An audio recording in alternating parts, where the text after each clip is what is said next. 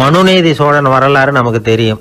அது மாதிரி நீதி தவறாத ஆட்சியாளர்கள் பல பேர் இருந்திருக்கிறாங்க இந்த உலகத்துல. ஹசரத் உமர் பின் கத்தாப் அப்படின்னு ஒருத்தர், இஸ்லாத்தின் 2வது கலீஃபா இவர். அவருடைய ஆட்சி காலத்துல நடந்த ஒரு நிகழ்ச்சி. இந்த மன்னருக்கு ஒரு மகன், அவர் பேரு அபு ஷஹ்மா. அந்த மிசர் நாட்டு கவர்னர் அமர் பின் ஆஸ், அந்த மன்னருடைய மகன் கவர்னர் அவர்களுடைய கவனிப்புல இருந்தார். அந்த சமயத்துல ஒரு நாள் அவர் மதுபானா இருந்தனார். கவர்னருக்கு தெரிஞ்சு போச்சு. அவருக்கு தர்ம சங்கடமா போட்டுது. தவறு செஞ்சது மன்னருடைய மகன். கவர்னர் யோசனை பண்ணார். அவர் மெதுவா தன்னுடைய வீட்டுக்கு அழைச்சிட்டு வந்தார். அதிகமா அவரை கஷ்டப்படுத்தாம ஒரு சின்ன தண்டனை கொடுத்து பிரச்சனையை தீர்த்துட்டார். ஏதோ பேருக்கு ஒரு தண்டனை, அவ்வளவுதான். இது நடந்து கொஞ்ச நாள் கழிச்சு மன்னருக்கு இந்த விஷயம் தெரிஞ்சு போச்சு. தன்னுடைய மகன்கிறதுனால கவர்னர் லேசான தண்டனையோட விட்டுட்டார் அப்படிங்கறத புரிஞ்சுக்கிட்டார். உடனே கவர்னருக்கு தகவல் அனுப்பினார். அமர் பின் ஆஸ் அவர்களே, என்னுடைய மகன் மதுபானம் அருந்தி இருக்கிறான். அது உங்களுக்கு தெரிஞ்ச உடனே தண்டனை கொடுத்திருக்கிறீங்க. கலீஃபாவின் மகன்கிற காரணத்தினால குறைவான தண்டனையை கொடுத்ததாக கேள்விப்படுறேன். இது ஷரியத்தின்படி மாபெரும் குற்றம். உங்களுடைய நடத்தையும் மன்னிக்க கூடியதல்ல. இந்த கடிதம் கண்ட உடனே மகன் அபு ஷஹ்மாவை மதீனாவுக்கு அனுப்பி வைக்க வேண்டியது அப்படின்னு கடிதம் எழுதினார். அதை பார்த்தார் கவர்னர். உடனே கலீஃபாவின் மகனை மதீனாவுக்கு அனுப்பி வச்சார். மன்னர் முன்னாடி நீதி விசாரணை நடக்குது. தன்னுடைய மகனுக்கு சவுக்கடி வழங்கும்படியா உத்தரவிடுறார் ஹசரத் உமர் பின் கத்தாப். தண்டனை நிறைவேற்றப்பட்டது. கூடியிருந்தவர்கள் ஐயா கொஞ்சம் கருணை காட்டுங்க அப்படின்னு சொல்லி மன்னர் கிட்ட வேண்டிக்கிட்டாங்களாம். இந்த வேண்டுகோளை மன்னர் ஏத்துக்கல. நீதியின் முன்னால் தந்தை மகன் அன்பு நேசம் உறவு இந்த முறைகளை எல்லாம் கவனிக்க முடியாது. குற்றம் செஞ்சவர் தண்டிக்கப்பட வேண்டியவர், அவர் யாரா இருந்தாலும் சரி அப்படின்னாராம். எல்லா ஆட்சியாளர்களுமே கவனிக்க வேண்டிய ஒரு செய்தி இது. அவர் ஒரு நாள் தன்னுடைய அரசாங்க கணக்கு வழக்குகளை பார்த்துட்டு இருக்கிறார். அந்த சமயத்துல அவரை பார்க்க ஒரு பெரிய மனிதர் வந்தார். இவர் தன்னுடைய சொந்த வேலை காரணமா வந்திருக்கிறார் அப்படிங்கறத அவர் புரிஞ்சுக்கிட்டார். உடனே அது வரைக்கும் எரிஞ்சுகிட்டு இருந்த விளக்க அணைச்சிட்டு இன்னொரு விளக்க ஏற்றி வச்சுக்கிட்டாராம். இந்த செயலுக்கு என்ன காரணம்னு கேட்டிருக்கிறார் வந்தவர். இதுக்கு அவரு சொன்னார், ஐயா நீங்க வந்த போது இங்க எரிஞ்சுகிட்டு இருந்தது அரசாங்க விளக்கு, இப்ப எரியறது சொந்த விளக்கு. சொந்த விஷயங்களை பேசுறப்போ அரசாங்க பணத்தை செலவு பண்ணக்கூடாது, அதனாலதான் விளக்க மாத்தினேன் அப்படின்னாராம். இப்படிலாம் பல பேர் இந்த உலகத்துல இருந்திருக்கிறாங்க. ஆனா இப்ப எல்லாம் பல பேர் அப்படி இருக்கிறது இல்ல. ஒருத்தர் அப்படிதான் அரசாங்க விஷயங்களை பார்த்துக்கிட்டு உட்கார்ந்து இருக்கிறார். அந்த சமயத்துல ஒரு பெரிய தொழில் அதிபர் அவரை பார்க்க வந்திருக்கிறார். இவரு சடார்னு எழுந்திருச்சு எரிஞ்சுகிட்டு இருந்த விளக்க அணைச்சுட்டார். எங்கும் ஒரே இருட்டு. ஏன் விளக்க அணைச்சுட்டீங்கன்னு கேட்டிருக்கிறார் வந்தவர். இங்க நடக்கிறது மத்தவங்க கண்ணுல பற்றக்கூடாது அப்படிங்கறதுக்காக தான் விளக்க அணைச்சேன். நீங்க கொண்டு வந்திருக்கிறத அப்படி ஒரு ஓரமா வச்சுட்டு போடுங்க, அதுக்கப்புறமா விளக்க போட்டு நான் எடுத்துக்கிறேன் அப்படின்னாராம் இவர். ஒரு ஊர்ல ஒரு பெரியவர் இருந்தார். அவரு ஒரு கோடீஸ்வரர். நிறைய நல்ல காரியங்கள்லாம் செஞ்சுக்கிட்டு இருந்தார். அவரை தேடி நிறைய பேர் வருவாங்க. இவரும் தன்னால முடிஞ்ச உதவி அவங்களுக்கு செய்வார். ஒரு சமயம் 3 பிச்சைக்காரர்கள் இவரை தேடி வந்தாங்க. ஏதாவது பொருள் உதவி பெறலாம்னு நினைச்சு 3 பேரும் ஒரே நேரத்துல வரல, தனித்தனியா வந்தாங்க. முதல் பிச்சைக்காரன் காலையில வந்தான். இவர் முன்னாடி நின்னான். ஐயா எனக்கு 5 ரூபா வேணும், தயவு பண்ணி கொடுங்க அப்படின்னு கேட்டான். இவன் அப்படி கேட்டதான் அவருக்கு கோவம் வந்துட்டுது. என்ன இது, நான் ஏதோ உங்ககிட்ட கடன் பட்டிருக்கிறது மாதிரியும் அதை திருப்பி கொடுன்னு கேக்குறது மாதிரியும் இருக்குது. இவ்வளவு அதிகாரத்தோட பிச்சை கேட்கிறேன், எவ்வளவு துணிச்சல் உனக்கு 5 ரூபாயெல்லாம் தர முடியாது, இந்த 2 ரூபா எடுத்துட்டு ஓடு அப்படின்னு சொல்லி ஒரு 2 ரூபாயை தூக்கி எறிஞ்சார். அவன் அதை எடுத்துக்கிட்டு அங்கிருந்து போயிட்டான். அடுத்தபடியா மத்தியானமே ஒரு பிச்சைக்காரன் வந்தான். இவன் எப்படி கேட்டான் தெரியுமா? ஐயா 10 நாளா ஒருவேளை உணவு கூட சாப்பிடல, தயவு பண்ணி எனக்கு உதவி பண்ணுங்கன்னா. உனக்கு எவ்வளவு வேணும்னு கேட்டார். நீங்களா பார்த்து எவ்வளவு கொடுத்தாலும் அது எனக்கு போதும்னா. இந்தா 10 ரூபா, இதை வச்சுக்கோ, ஏதாவது வாங்கி சாப்பிடுனார். அவன் அந்த 10 ரூபாய வாங்கிட்டு போயிட்டான். அதுக்கப்புறமா சாயந்தரமா 3வது பிச்சைக்காரன் வந்தான். இவன் கேட்ட விதம் எப்படி தெரியுமா? மகாராஜா, உங்களுடைய உயர்ந்த குணத்தை பத்தி நான் நிறைய கேள்விப்பட்டிருக்கிறேன், அதனால உங்களை பார்த்து தரிசனம் பண்ணிவிட்டு போகலாம்னு வந்தேன். அற வழியில வாழ்ந்து கொண்டிருக்கிற நீங்கள் தான் கண்கண்ட தெய்வம் அப்படின்னா. உடனே அந்த பெரியவர் என்ன சொன்னார் தெரியுமா?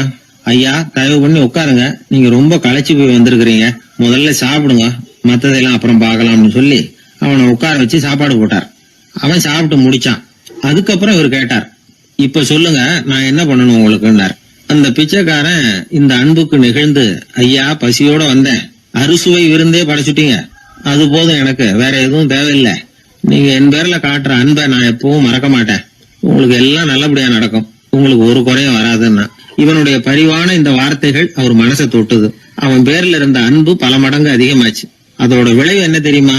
இத பாருப்பா, இனிமே நீ வெளியில எங்கேயும் போக வேணாம், இங்கேயே இருந்துருன்னார். தன்னுடைய பங்களாவுக்கு பக்கத்திலேயே அந்த ஆளுக்கு ஒரு வீடும் கட்டி கொடுத்தார். கடைசி வரைக்கும் அந்த ஆளை தனக்கு பக்கத்திலேயே வச்சுக்கிட்டார்.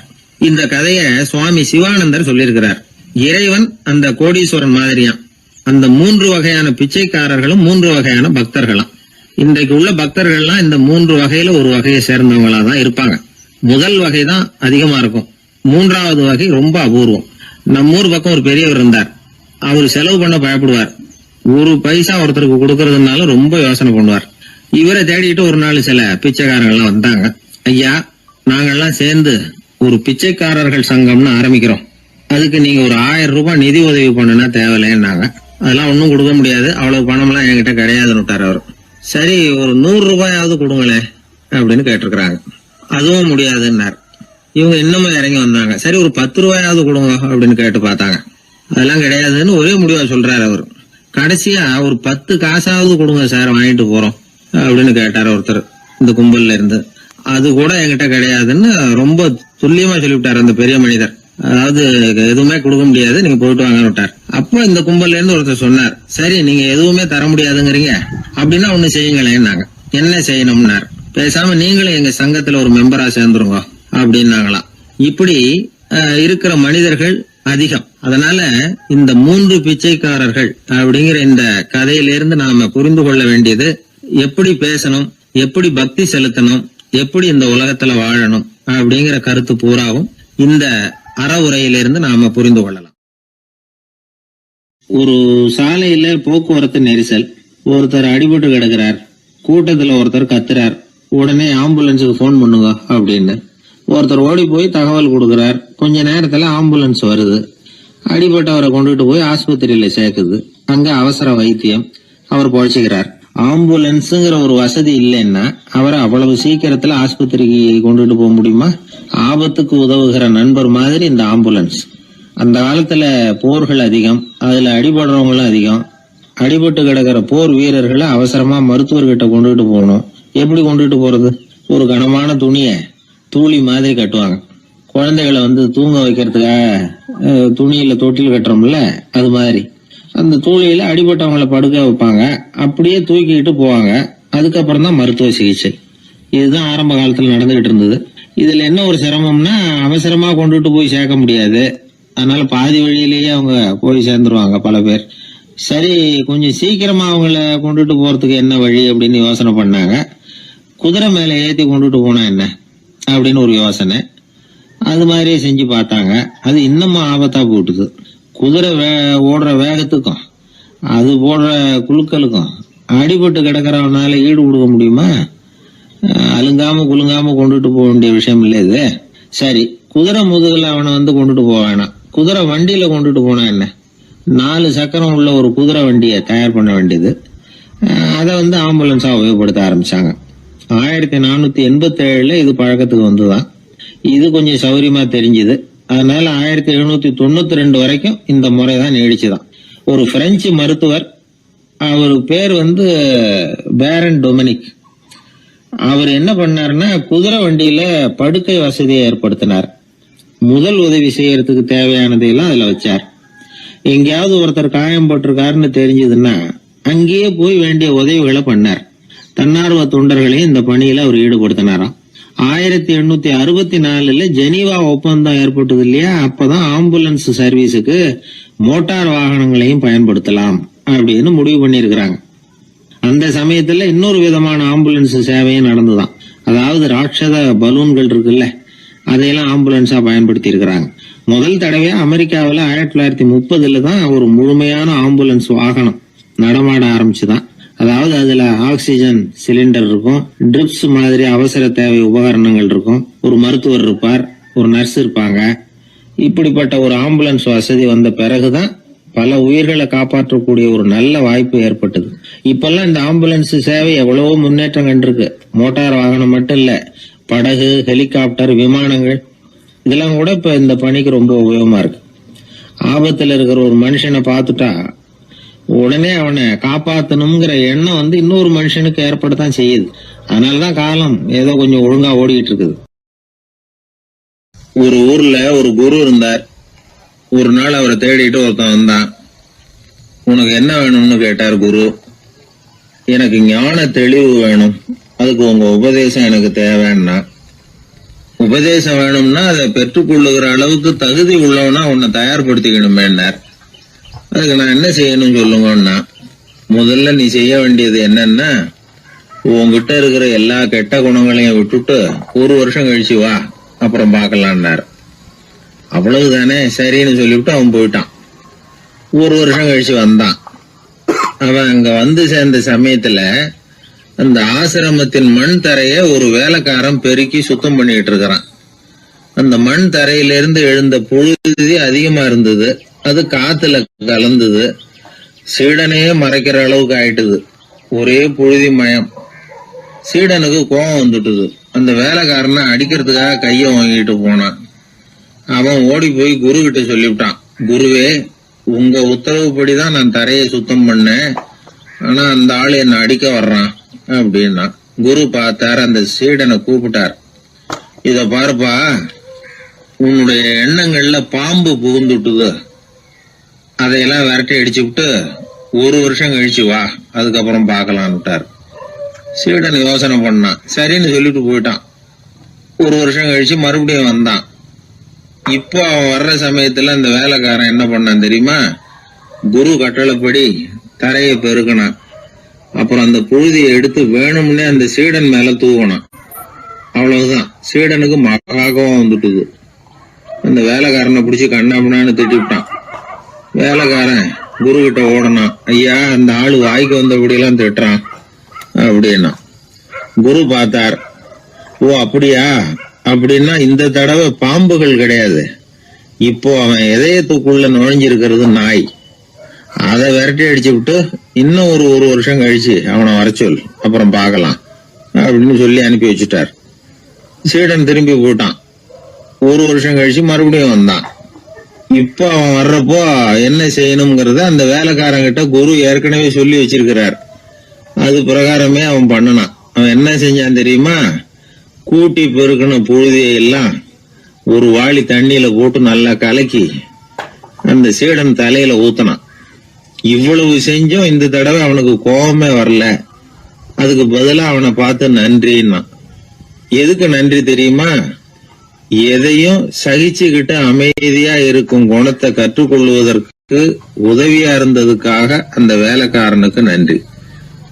இத கேள்விப்பட்ட உடனே அந்த குரு ஓடி வந்தார். இவனை கட்டி பிடிச்சுக்கிட்டார். இனிமே நான் உனக்கு உபதேசம் பண்ணலாம், அதுக்கான தகுதி உனக்கு வந்துட்டுதுன்னார். இதுல இருந்து என்ன தெரியுது? ஒருத்தர்கிட்ட உபதேசம் வாங்கணும்னா கூட அதுக்குன்னு ஒரு தகுதி நமக்கு தேவைப்படுது. சகிப்புத்தன்மை ஒவ்வொரு மனிதனுக்கும் தேவைதான்.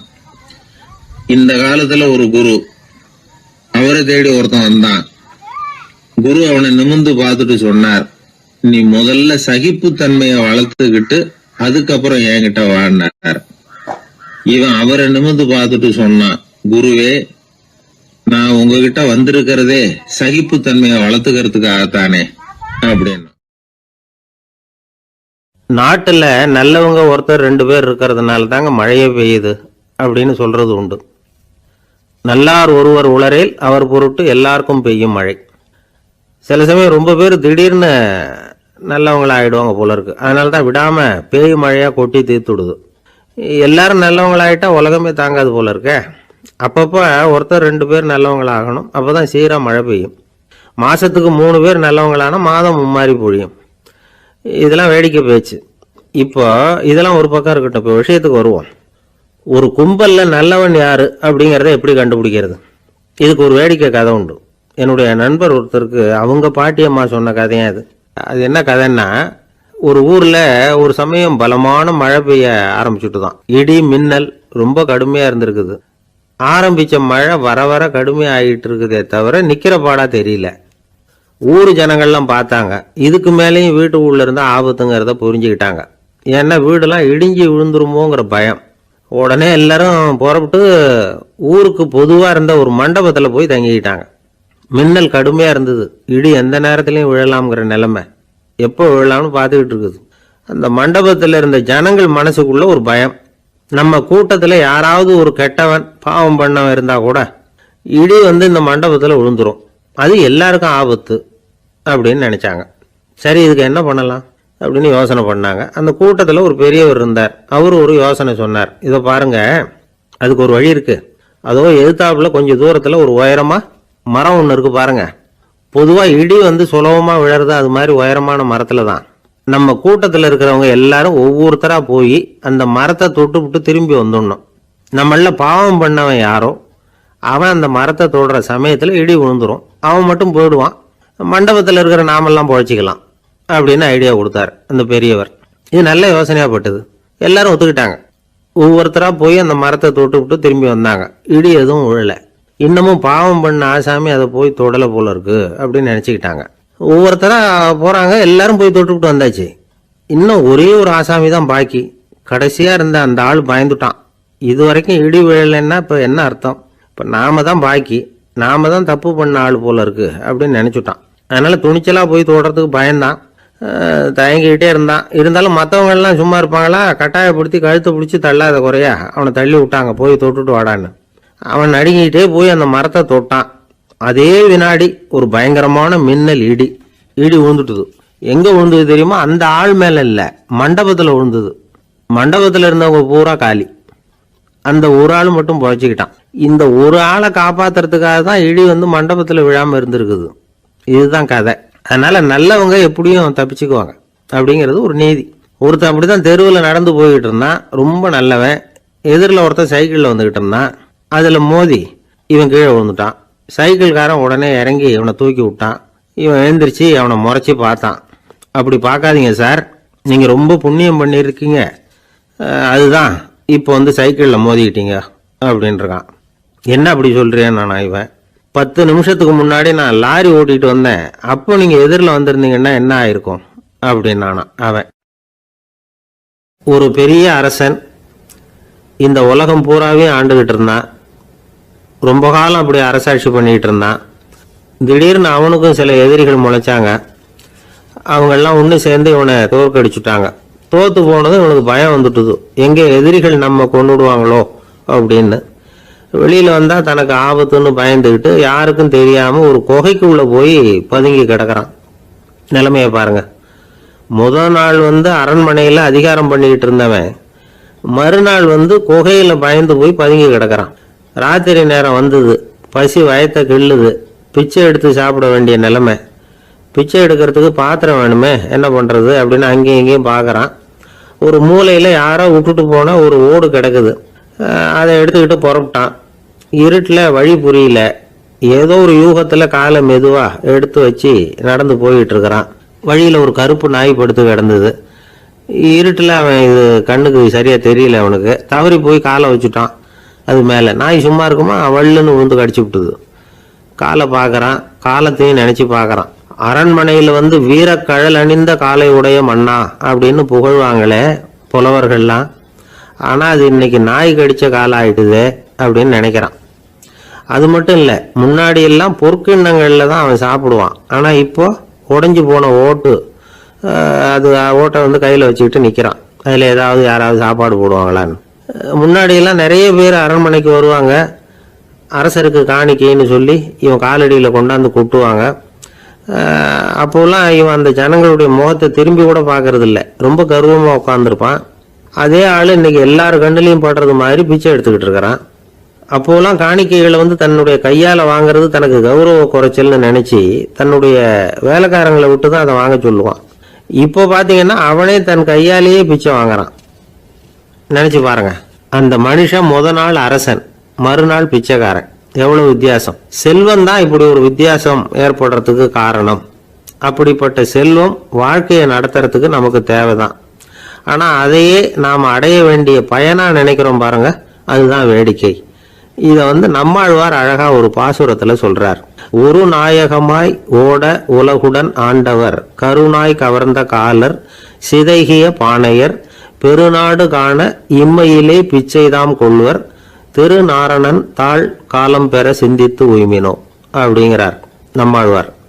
ஒரு பெரிய பணக்காரர் ஒரு துறவிகிட்ட போய், சாமி என்கிட்ட நிறைய பணம் இருக்கு, இருந்தாலும் நிம்மதி இல்லை, என்னால நிம்மதியா இருக்க முடியல, என்ன காரணம்னு கேட்டாராம். உடனே அந்த துறவி இதுக்கு நேரடியா பதில் சொல்லாம பக்கத்துல நின்றுகிட்டு இருந்த ஒரு குழந்தைய கூப்பிட்டார். அது ஓடியாந்தது. ஒரு ஆப்பிள் பழத்தை எடுத்து அது கையில கொடுத்தார். அதை வாங்கிக்கிட்டு குழந்தை சிரிச்சுது. இன்னொரு பழத்தை எடுத்து கொடுத்தார், அதை இன்னொரு கையில வாங்கிட்டு சிரிச்சுது. 3வது ஆப்பிள் எடுத்து கொடுத்தார். 2 பழத்தையும் நெஞ்சில் அணைச்சிக்கிட்டு 3வது பழத்தையும் வாங்கறதுக்கு முயற்சி பண்ணிச்சு. ஆனால் அது உடனே நழுவி கீழே விழுந்து உருண்டு ஓடிச்சு. ஏற்கனவே இருந்ததும் விழுந்துட்டுது. இப்போ அந்த குழந்தை அழ ஆரம்பிச்சுட்டுது. இப்போ அந்த துறவி பணக்காரர்கிட்ட சொன்னாராம், குழந்தைய கவனிச்சியா, 2 ஆப்பிள் போதும்னு அது நினைச்சிருந்தா இப்போ அது அழ வேண்டிய அவசியம் வந்திருக்குமா அப்படின்னாராம். எதுவுமே அளவுக்கு மிஞ்சினா துன்பம்தான். இந்த காலத்தில் இதெல்லாம் யாரு காதில் வாங்குறாங்க? ஒருத்தனை நல்ல வழிக்கு கொண்டு வரணும்னு நினைச்சு அவனை கூப்பிட்டு உட்கார வச்சு இந்த கதையை சொல்லிட்டு இருந்தாங்க. சொல்லிவிட்டு அந்த குழந்தை செஞ்சது தப்பு தானே அப்படின்னு கேட்டிருக்கிறாங்க. ஆமாம், தப்பு தான், நானா இருந்தா அப்படி செஞ்சிருக்க மாட்டேன் நானா இவன். 2 பழமே போதும்னு சொல்லியிருப்பியா அப்படின்னு கேட்டிருக்காங்க. அப்படி இல்லைங்க, அவர் கொடுக்க கொடுக்க ஒவ்வொரு பழமா வாங்கி பின்னாடி வச்சுட்டு மறுபடியும் கையை நீட்டுவேன் அப்படிங்கிறானா. இவெல்லாம் எந்த காலத்துல திருந்துறது? ஒரு பெரிய தத்துவ சிந்தனையாளர் இருந்தார், சுவாங் சு அப்படின்னு பேரு. அவருடைய மனைவி ஒரு நாள் திடீர்னு காலமாயிட்டாங்க. ஐயோ பாவம், அவர் ரொம்ப வருத்தப்படுவார், போய் ஆறுதலா 4 வார்த்தை பேசிவிட்டு வரலாம் அப்படின்னு நினைச்சுக்கிட்டு நிறைய பேர் அவரை தேடிட்டு வந்தாங்களாம். வந்தவங்களுக்கு ஆச்சரியம், ஏன்னா இவர் வருத்தப்பட்டுக்கிட்டு இருப்பார் அப்படின்னு தானே எதிர்பார்த்தாங்க. அப்படி இல்லை, தாளம் போட்டுக்கிட்டு உட்காந்துருக்கிறார். தாளத்துக்கு தகுந்த மாதிரி பாட்டு வேற பாடிக்கிட்டு இருக்கிறார். என்ன மனுஷன் அவர், கொஞ்சம் கூட கவலை இல்லாம இப்படி இருக்கிறாரு அப்படின்னு நினைச்சாங்க. ஒருத்தர் துணிஞ்சு அவர்கிட்ட கேட்டுவிட்டார், என்னங்க இது இப்படி அப்படின்னு. அதுக்கு அவர் என்ன சொன்னார் தெரியுமா? இதை பாருங்க, என்னுடைய மனைவி பிறக்கிறதுக்கு முன்னாடி அவளுக்கு உயிரும் கிடையாது, உடலும் கிடையாது. அதுக்கு பிறகுதான் உயிர் வந்தது, உடல் வந்தது, அந்த உருவம் வந்தது. இப்போ என்ன ஆச்சு? அந்த உருவமும் உயிரும் போயிட்டுது, அவ்வளவுதானே. வந்தது போயிட்டுது. இளவேனில் காலம், இலையுதிர் காலம், பனிக்காலம், இப்படி பருவங்கள் மாறி மாறி வருது இல்லையா? அது மாதிரி பிறப்பும் இறப்பும் மாறி மாறி வருது. இது இயற்கை. இதுக்காக அழுதா அது எப்படி அப்படின்னாராம். ஞான தெளிவு அடைஞ்சவங்களுக்கு எல்லாமே சுகம்தான். திருவள்ளுவரும் அதுதான் சொல்றார், உறங்குவது போலும் சாக்காடு, உறங்கி விழிப்பது போலும் பிறப்பு. தூங்குறதுக்கெல்லாம் நாம வருத்தப்பட்டுக்கிட்ட இருக்கிறோமா? இன்னைக்கு தூங்க வேண்டியிருக்குதே, இன்னும் கொஞ்சம் நேரத்தில் நான் தூங்க வேண்டியிருக்கு அப்படின்னு சொல்லி யாராவது அழுதுகிட்டு இருப்பாங்களா? அதனால் இந்த உலக வாழ்க்கையினுடைய இயல்பை யதார்த்தத்தை நாம் தெளிவாக புரிஞ்சுக்கணும். அப்படி புரிஞ்சுக்கிட்டா நாம் கவலை இல்லாமல் வாழ முடியும். ஒரு வயசான தாத்தா பாட்டி 60 வருஷத்துக்கு முன்னாடி அவங்களுக்கு கல்யாணம் ஆச்சு. ஒன்னாவே வாழ்ந்தாங்க, ஒன்னாவே இறந்து போனாங்க. இப்போ அவங்க 2 பேரும் சொர்க்கத்துக்கு போய் சேர்ந்தாங்க. அங்கே எல்லா வசதியும் இருந்தது. ஒரு பெரிய பங்களாவே இவங்களுக்கு ஒதுக்கி கொடுத்தாங்களாம். இதுக்கு எவ்வளவு வாடகைன்னு கேட்டார் தாத்தா. வாடகையெல்லாம் கிடையாது, இலவசம் அப்படின்னார் அங்கே இருந்தவர். அந்த வீட்டுக்கு பின்னாடி ஒரு பெரிய புல்வெளி இருந்தது. இதில் விளையாட ஏதாவது கட்டணம் உண்டான்னு கேட்டிருக்காரு தாத்தா. அதெல்லாம் ஒன்றும் கிடையாது, பணம்லாம் கட்ட வேண்டியதில்லை அப்படின்னார் அவரு. பக்கத்தில் ஹோட்டல் மாதிரி ஒரு பெரிய கட்டடம், உள்ள சாப்பாட்டு மேஜைகள், அது மேலே விதவிதமான பலகாரங்கள். சாப்பாட்டுக்கெல்லாம் எவ்வளவு அப்படின்னு விசாரிச்சாராம் தாத்தா. அதுதான் சொன்னேன்னு, இங்கே எல்லாமே இலவசம்தான், எது வேணும்னாலும் சாப்பிடலாம், எவ்வளவு வேணும்னாலும் சாப்பிடலாம் அப்படின்னாரா. நீங்கள் சொல்கிறீங்க அப்படி, ஆனால் நான் சர்க்கரை சேர்த்துக்கக்கூடாது, உப்பு சேர்த்துக்கக்கூடாது, பாட்டி கையால் எப்பவும் பத்திய சாப்பாடு தான் அப்படின்னாராம் தாத்தா. இதை பாருங்க, இங்கே உங்களுக்கு அந்த கவலையும் வேண்டியதில்லை. இங்கே நீங்கள் ஸ்வீட்டு சாப்பிடலாம், காரம் சாப்பிடலாம், உங்களுக்கு எந்த நோயும் வராது அப்படின்னாராம் அங்கே சொர்க்கத்தில் இருந்தவர். இதை கேட்ட உடனே அந்த தாத்தா பக்கத்தில் நின்ன பாட்டியை பார்த்து கத்தினாராம், அடி பாவி, எல்லாத்தையும் கெடுத்துட்டிய, நீ எனக்கு பத்திய சாப்பாடு போடாமல் கண்டதை திங்க விட்டுருந்தா 10 வருஷத்துக்கு முன்னாடியே நான் இங்கே சேர்ந்திருப்பேனே அப்படின்னாராம். ஒரு நாள் ஒரு 10-15 பள்ளிக்கூடத்து பிள்ளைங்க தேடிட்டு வந்தாங்க. உங்களை பார்த்துட்டு தான் போகணும், அதுக்காக தான் வந்திருக்கோம்னாங்க. என்ன விஷயம்னு கேட்டோம். நாங்கள்லாம் கூடி ஒரு முடிவு பண்ணியிருக்கிறோம், அதை உங்ககிட்ட சொல்லணும் அப்படின்னாங்க. அதுவும் ஒரு வாண்டு பையன் அதை சொன்னான். என்ன முடிவு அது அப்படின்னு கேட்டோம் ரொம்ப ஆர்வமாக. அதை இப்போ சொல்ல மாட்டோம், எங்களுக்கு பிடிக்கிற மாதிரி ஏதாவது ஒரு தகவல் சொன்னால் அதுக்கப்புறம் நாங்கள் அதை சொல்கிறோம் அப்படின்னா அந்த வாண்டு பையன். சரி, சின்ன பையன்கிட்ட இன்னைக்கு வசமாக மாட்டிக்கிட்டோம் அப்படின்னு நினச்சிக்கிட்டு அவங்களுக்கு தகுந்த மாதிரி ஒரு கதை சொல்ல ஆரம்பித்தோம்.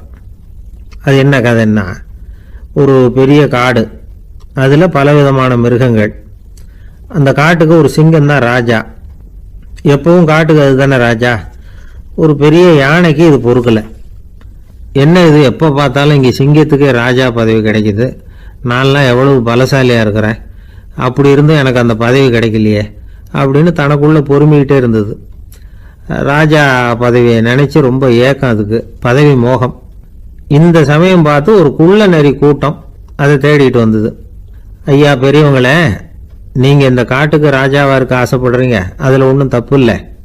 ஆனால் அதுக்கு முன்னாடி நீங்கள் எங்கள் கூட்டத்துக்கு கொஞ்ச நாள் தலைவராக இருங்க, அதாவது ராஜாவாக இருங்களேன், உங்களுக்கும் ஒரு ட்ரைனிங் கிடைச்சது மாதிரி இருக்கும் அப்படின்னு சொல்லியிருக்குது இந்த கூட்டம், குள்ளநெறி கூட்டம். இதை கேட்ட உடனே யானைக்கு ரொம்ப சந்தோஷம் தாங்கலை. அதுதான் எப்போன்னு பதவிக்காக காத்துக்கிட்டு இருக்குதே. இருந்தாலும் கொஞ்சம் பிகுவோட, சரி நீங்கள்லாம் இவ்வளோ தூரம் என்ன தேடிட்டு வந்து கேட்கறதுனால மறுக்க முடியல அப்படின்னு ரொம்ப ஏதோ அவளுக்கு சிரமப்பட்டு ஒத்துக்கிறது மாதிரி ஒத்துக்கிட்டது. ஏதோ உங்கள் ஆசைக்கு கட்டுப்படுறேன், கொஞ்ச நாள் உங்கள் கூட்டத்துக்கு ராஜாவாக இருக்கிறதுக்கு சம்மதிக்கிறேன் அப்படின்னுது. உடனே அந்த யானை ராஜ நட போட ஆரம்பிச்சிட்டுது. யானை சாதாரணமாக நடந்தாவே எப்படி இருக்குங்கிறது நமக்கு தெரியும். அதுவே ராஜ நட நடந்தால் எப்படி இருக்கும் கற்பனை பண்ணி பாருங்க. யானை முன்னாடி கம்பீரமாக போய்கிட்டு இருக்குது, தலைவர் இல்லையா, அதனால் குள்ள நரிகள்லாம் ரொம்ப அடக்கமாக அது பின்னாடி அணிவகுத்து போயிட்டு இருக்குது. ராஜா வாழ்க, மன்னர் வாழ்க அப்படின்னு கோஷம் வேற. யானைக்கு தலைகால் புரியல, அவ்வளவு சந்தோஷம். அந்த யானைக்கு செருக்கு, ஆணவம் எல்லாம் ஏற்பட்டு போச்சு. அதுக்கப்புறம் அது தரையை பார்க்குமா, நிமிர்ந்து நடக்க ஆரம்பிச்சுட்டுது. தரையை பார்க்கறதே இல்லை. அப்படி போயிட்டு இருக்கிறப்போ ஒரு சதுப்பு நிலத்தில் திடீர்னு காலை வச்சுட்டுது. அவ்வளவுதான், கால் உள்ளே போட்டுது. இன்னொரு காலை எடுத்து வச்சுது, அதுவும் உள்ளே போட்டுது. அந்த 2 காலையும் எடுக்கிறதுக்காக அடுத்த 2 காலையும் அழுத்திச்சு, அதுவும் உள்ளே போக ஆரம்பிச்சுட்டுது. இப்போ 4 காலம் வசமாக சேத்துல அழுந்தி போச்சு, எடுக்க முடியல. குள்ள நரிகள்லாம் அதை சுற்றி சுற்றி வந்தது. சிலது சுற்றி நின்று டான்ஸ் ஆட ஆரம்பிச்சுட்டுது யானையை பார்த்துட்டு. இதை யானை பார்த்தது. என்ன இது தலைவர், நான் தவிச்சுக்கிட்டு இருக்கிறேன், தொண்டர்கள்லாம் சுற்றி நின்று வேடிக்கை பார்த்துக்கிட்டு இருக்கிறீங்க, டான்ஸ் ஆடுறீங்க அப்படின்னு கேட்டுதான். தொண்டர்களே, தலைவர் நான் தவிச்சுக்கிட்டு இருக்கிறது உங்களுக்கு தெரியலையா? இப்போ உடனே உங்கள் தலைவரை காப்பாற்ற வேண்டியது உங்கள் கடமை இல்லையா அப்படின்னு கத்துச்சான் அந்த யானை. குள்ள நரிகளில் ஒன்று முன்னாடி நின்று அந்த யானையை பார்த்து தான், தலைவரே எங்களுக்கு ரொம்ப நாளாக ஒரு ஆசை, அந்த ஆசையை நிறைவேற்றிக்கிறதுக்காகத்தான் உங்களை எங்கள் தலைவராக ஏற்றுக்கிறோம்னு சொன்னோம் அப்படின்னு தான். என்ன ஆசைன்னு கேட்டிருக்கு யானை. யானை கறி சாப்பிட்டு பார்க்கணுங்கிறது எங்களுக்கு ரொம்ப நாள் ஆசை, அது இன்னைக்கு தான் நிறைவேற போகுது அப்படின்னு தான் அந்த நரி. இதை கேட்ட உடனே அந்த யானை அப்படியே மூர்ச்சி ஆயிட்டு தான். நரிகள்லாம் அது மேலே ஏறி குதற ஆரம்பிச்சுட்டு தான். பதவி மேலே இருந்த பேராசை அந்த பலசாலியான யானையையே மாட்டி விட்டுட்டுது பார்த்தீங்களா அப்படின்னு சொல்லி முடித்தோம் இந்த கதையை அந்த சின்ன பிள்ளைங்க கிட்ட. சரிங்க, இப்போ நாங்கள் உங்களை தேடி வந்த விஷயம் என்னங்கிறத சொல்லவா அப்படின்னா ஒரு வாண்டு பையன். சீக்கிரம் சொல்லு தம்பி, சஸ்பென்ஸ் தாங்கலை அப்படின்னோம். அவன் மெதுவா எங்களை பார்த்து சொல்கிறான், எங்களுக்கு கொஞ்ச நாள் நீங்கள் தலைவராக இருந்தால் தேவலை அப்படின்னா. ஒரு காட்டில் ஒரு முனிவர் இருந்தார். ஒரு நாள் அவரை தேடிட்டு 4 பேர் வந்தாங்க. சுவாமி, எங்களுக்கு ரொம்ப நாளாக ஒரு சந்தேகம்னாங்க. என்னன்னு கேட்டார். இந்த உலகத்தில் எவ்வளவோ காரியங்கள் நடக்குது, எது நியாயம் எது அநியாயம் அப்படின்னு புரிஞ்சுக்க முடியலன்னாங்க. அது யாராலையும் புரிஞ்சுக்க முடியாதுன்னார் முனிவர். வந்தவங்களுக்கு ஆச்சரியமா போச்சு, ஒரு மாதிரியா பார்த்தாங்க. இதை முனிவர் கவனிச்சார். சரி புறப்படுங்க என்னோடன்னார். எங்கன்னு கேட்டாங்க. இப்போ உங்க 4 பேரையும் ஒரு புஷ்பக விமானத்துல அழைச்சிட்டு போறேன். இந்த உலகத்துல சர்வசாதாரணமா நடக்கக்கூடிய ஒரு காட்சியை உங்களுக்கு காட்ட போறேன். நீங்க பார்க்க போற அந்த காட்சி நியாயமா அநியாயமா அப்படிங்கிறத என்கிட்ட சொல்லணும். நீங்க சரியான பதில் சொன்னா புஷ்பக விமானத்துல தொடர்ந்து பிரயாணம் பண்ணலாம். தவறான பதில் சொன்னா இந்த புஷ்பக விமானம் உங்களை கீழே தள்ளி விட்டுரும் அப்படின்னார். 4 பேருக்கும் பயம்தான், இருந்தாலும் முனிவர் கூப்பிடுறாரு அப்படின்னு சொல்லி புறப்பட்டாங்க.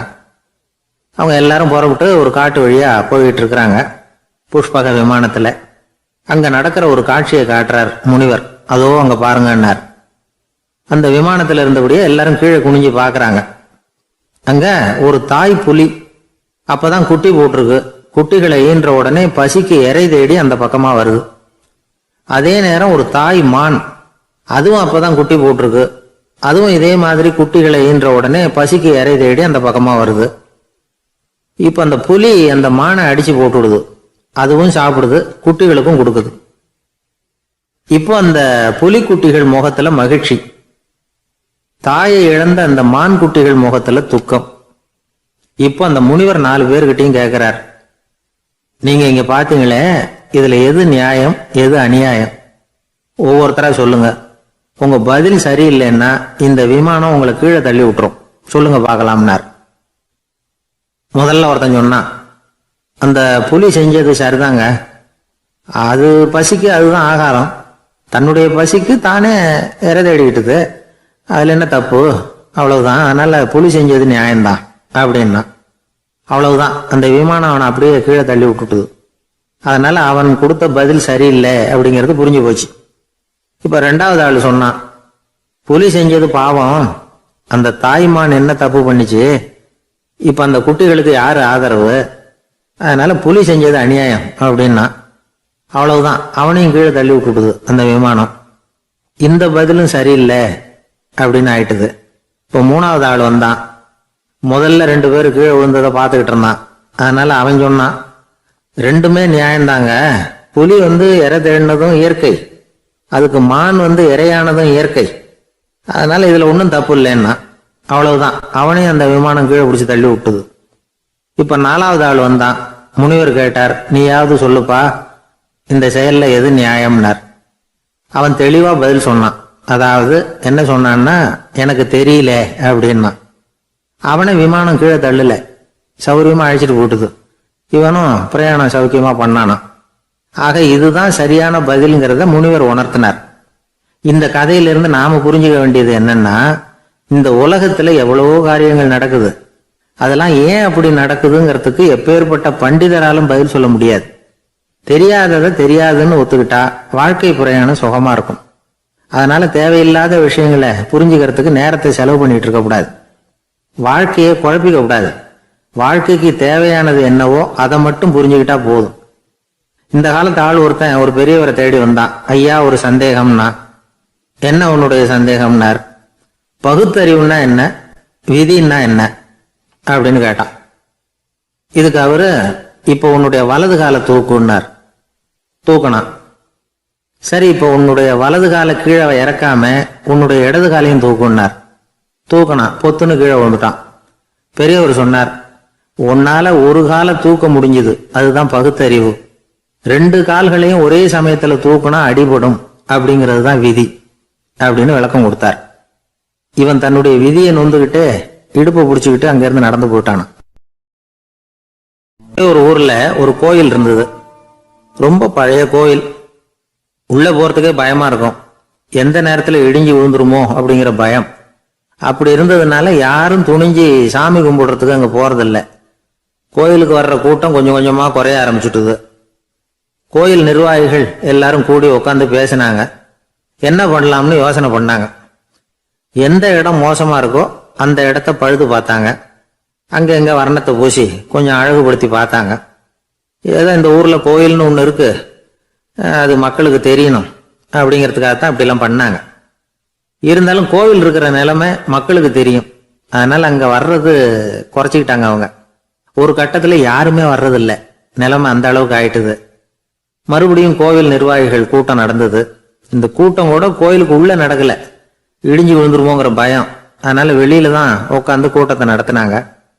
ஏன்னா உள்ள போறதுக்கு அவங்களுக்கும் துணிச்சல் கிடையாது, எந்த நேரமும் விழுந்துரும் போல இருந்தது அது. அது வழியா போறவங்க கூட வேகமா அந்த இடத்த கடந்து போக ஆரம்பிச்சுட்டாங்க. கோவில் நிர்வாகிகள் வெளியில உட்காந்து கூட்டம் போட்டாங்க இல்லையா, அந்த கூட்டத்துல 4 தீர்மானங்களை நிறைவேற்றினாங்க. அது என்ன 4 தீர்மானம்னா, முதல் தீர்மானம், இந்த கோவிலை இடிப்பது அப்படிங்கிற முடிவை இந்த கமிட்டி மிகவும் வருத்தத்துடன் ஏற்றுக்கொள்ளுகிறது அப்படின்னு நிறைவேற்றினாங்க. இதுக்கு பதிலா இன்னொரு கோவிலை உடனடியாக கட்டி முடிச்சுடணுங்கிறது 2வது தீர்மானம். 3வது தீர்மானம் என்ன தெரியுமா, பழைய கோவிலின் கதவுகள், அதிலிருந்து பிரிச்சு எடுக்கிற செங்கல், இதையே புது கோவில் கட்டுவதற்கு பயன்படுத்தி கொள்ள வேண்டியது. பழைய கோவில் இருந்த மாதிரியே அதே வடிவத்துல புது கோவிலையும் கட்ட வேண்டியது. பழைய கோவிலின் அஸ்திவாரத்தை அப்படியே வச்சுக்கிட்டு அதுக்கு மேல நாம கோயிலை கட்டிக்க வேண்டியது. இதுதான் 3வது தீர்மானம். இதையும் கமிட்டி முழு மனசோட ஏத்துக்கிட்டது. இது வரைக்கும் சரி.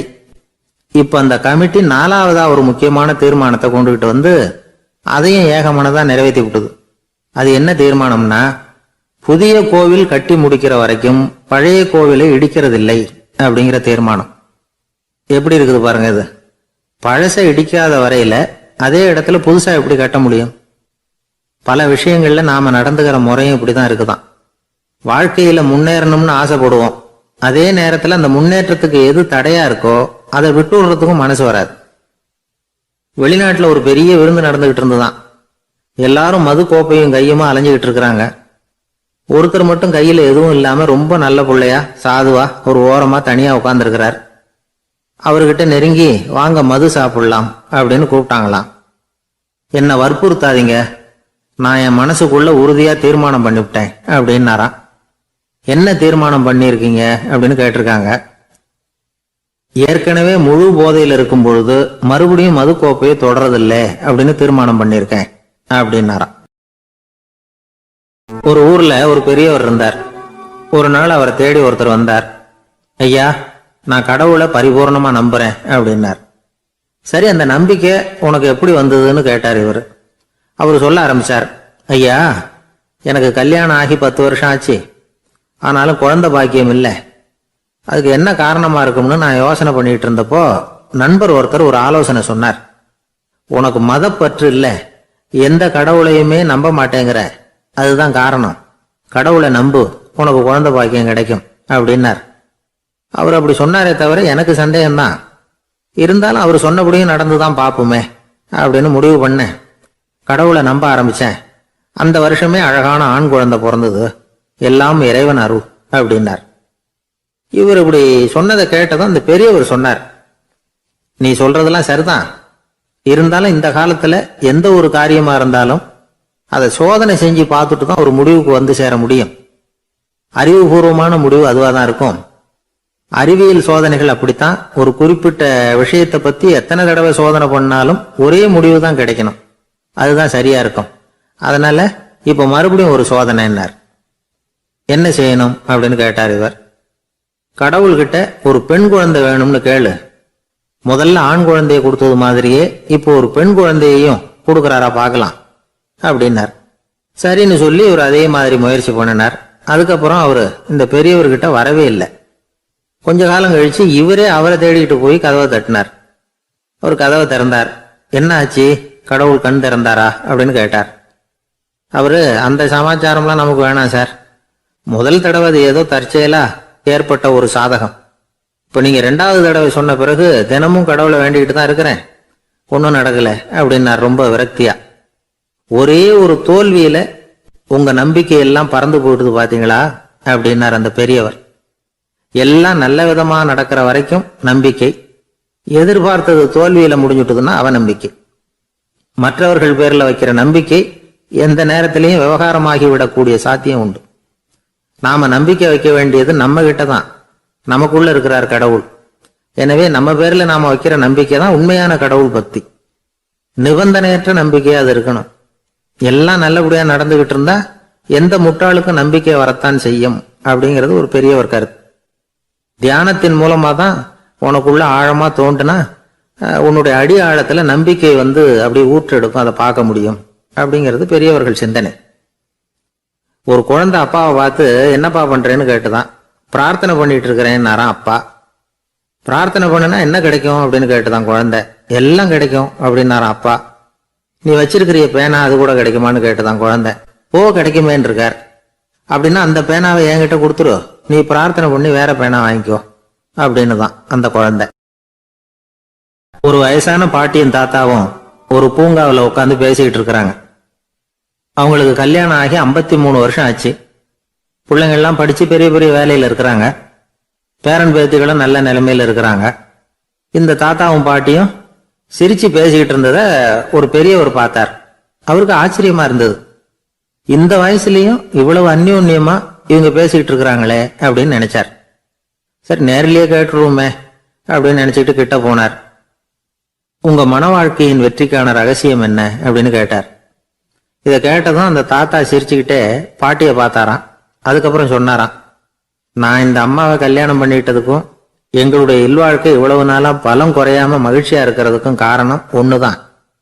அது என்ன காரணம்னா, எங்களுக்கு இடையில பொதுவா நிறைய குறைகள் உண்டு, அதுதான் காரணம் அப்படின்னாராம். அவர் சொல்றது சரிதான் அப்படிங்கிறது மாதிரியே அந்த பாட்டியும் அவரை நிமிர்ந்து பார்த்தாங்களாம். இந்த பெரியவர் மறுபடியும் அந்த பாட்டியை பார்த்து அதே கேள்வியை கேட்டிருக்கார். உங்களுடைய நீண்டகால மன வாழ்க்கைக்கு கிடைச்ச வெற்றி எதனாலேன்னு சொல்ல முடியுமா அப்படின்னு கேட்டாராம். அவங்களும் சிரிச்சுக்கிட்டே பதில் சொன்னாங்களாம். என்ன பதில் தெரியுமா? சில பேரை நாம குறிப்பிட்ட பண்புகளுக்காக நேசிக்கிறோம், வேற சிலரை நாம அந்த பண்புகள் இல்லாத குறைகளுக்காகவே விரும்பி பழகிறோம் இல்லையா அப்படின்னு கேட்டுட்டு தலையை குனிஞ்சுக்கிட்டாங்களாம் அந்த பாட்டியம்மா. அவங்க அப்படி சொன்னதை கேட்டதும் இவருக்கு புதுசா ஞானம் பிறந்தது மாதிரி இருந்துதான். இதுதான் மனம் நிறைந்த மன வாழ்க்கை அப்படிங்கிறார் சுவாமி சின்மயானந்தர். பண்புகளை எப்படி நேசிக்க முடியுதோ அதே மாதிரி பண்புகள் இல்லாத குறைகளையும் நேசிக்க முடியும். மனசுதான் காரணம். ஒரு மேல்நாட்டு தம்பதி, அவங்களும் தாத்தா பாட்டி தான். அவங்க 2 பேரும் ஒரு பூங்காவில் உட்காந்து சிரிச்சு பேசிக்கிட்டு இருக்கிறாங்க. அதை ஒருத்தர் பார்த்தார். அவருக்கு ஆச்சரியம், இவ்வளவு காலம் ஆகி இந்த வயசுலயும் இப்படி அன்பா பேசிக்கிட்டு இருக்கிறாங்களே அப்படிங்கிற ஆச்சரியம். கிட்ட நெருங்கி போனாரு. கேட்டார், ஏன் தாத்தா உங்களுக்கு கல்யாணம் ஆகி எவ்வளவு வருஷம் ஆச்சுன்னார். 55 வருஷம் ஆச்சுன்னாராம் அவரு. இன்னமும் இவ்வளவு சந்தோஷமா இருக்கிறீங்களே, அதுக்கு என்ன காரணம்னு கேட்டிருக்கார். அதுக்கு என்ன காரணம்னா, இதுவரைக்கும் எங்களுக்குள்ள சண்டையே வந்ததில்லை அப்படின்னாராம். அது எப்படி முடியும்னு கேட்டிருக்கார் இவர் ஆச்சரியமா. அந்த தாத்தா சொல்ல ஆரம்பிச்சாராம், பாருப்பா, எங்களுக்கு கல்யாணம் ஆன புதுசுல நானும் என்னுடைய மனைவியும் ஒரு குதிரை மேல ஏறி ஒரு காட்டு வழியா போய்கிட்டு இருந்தோம். கொஞ்ச தூரம் போனதும் அந்த குதிரை எடக்கு பண்ணிச்சு. நான் உடனே கீழே இறங்கி அந்த குதிரையை பார்த்து, இது உனக்கு முதல் தடவை அப்படின்னு மிரட்டலா சொல்லிவிட்டு ஏறி உட்கார்ந்தேன். மறுபடியும் போனோம்.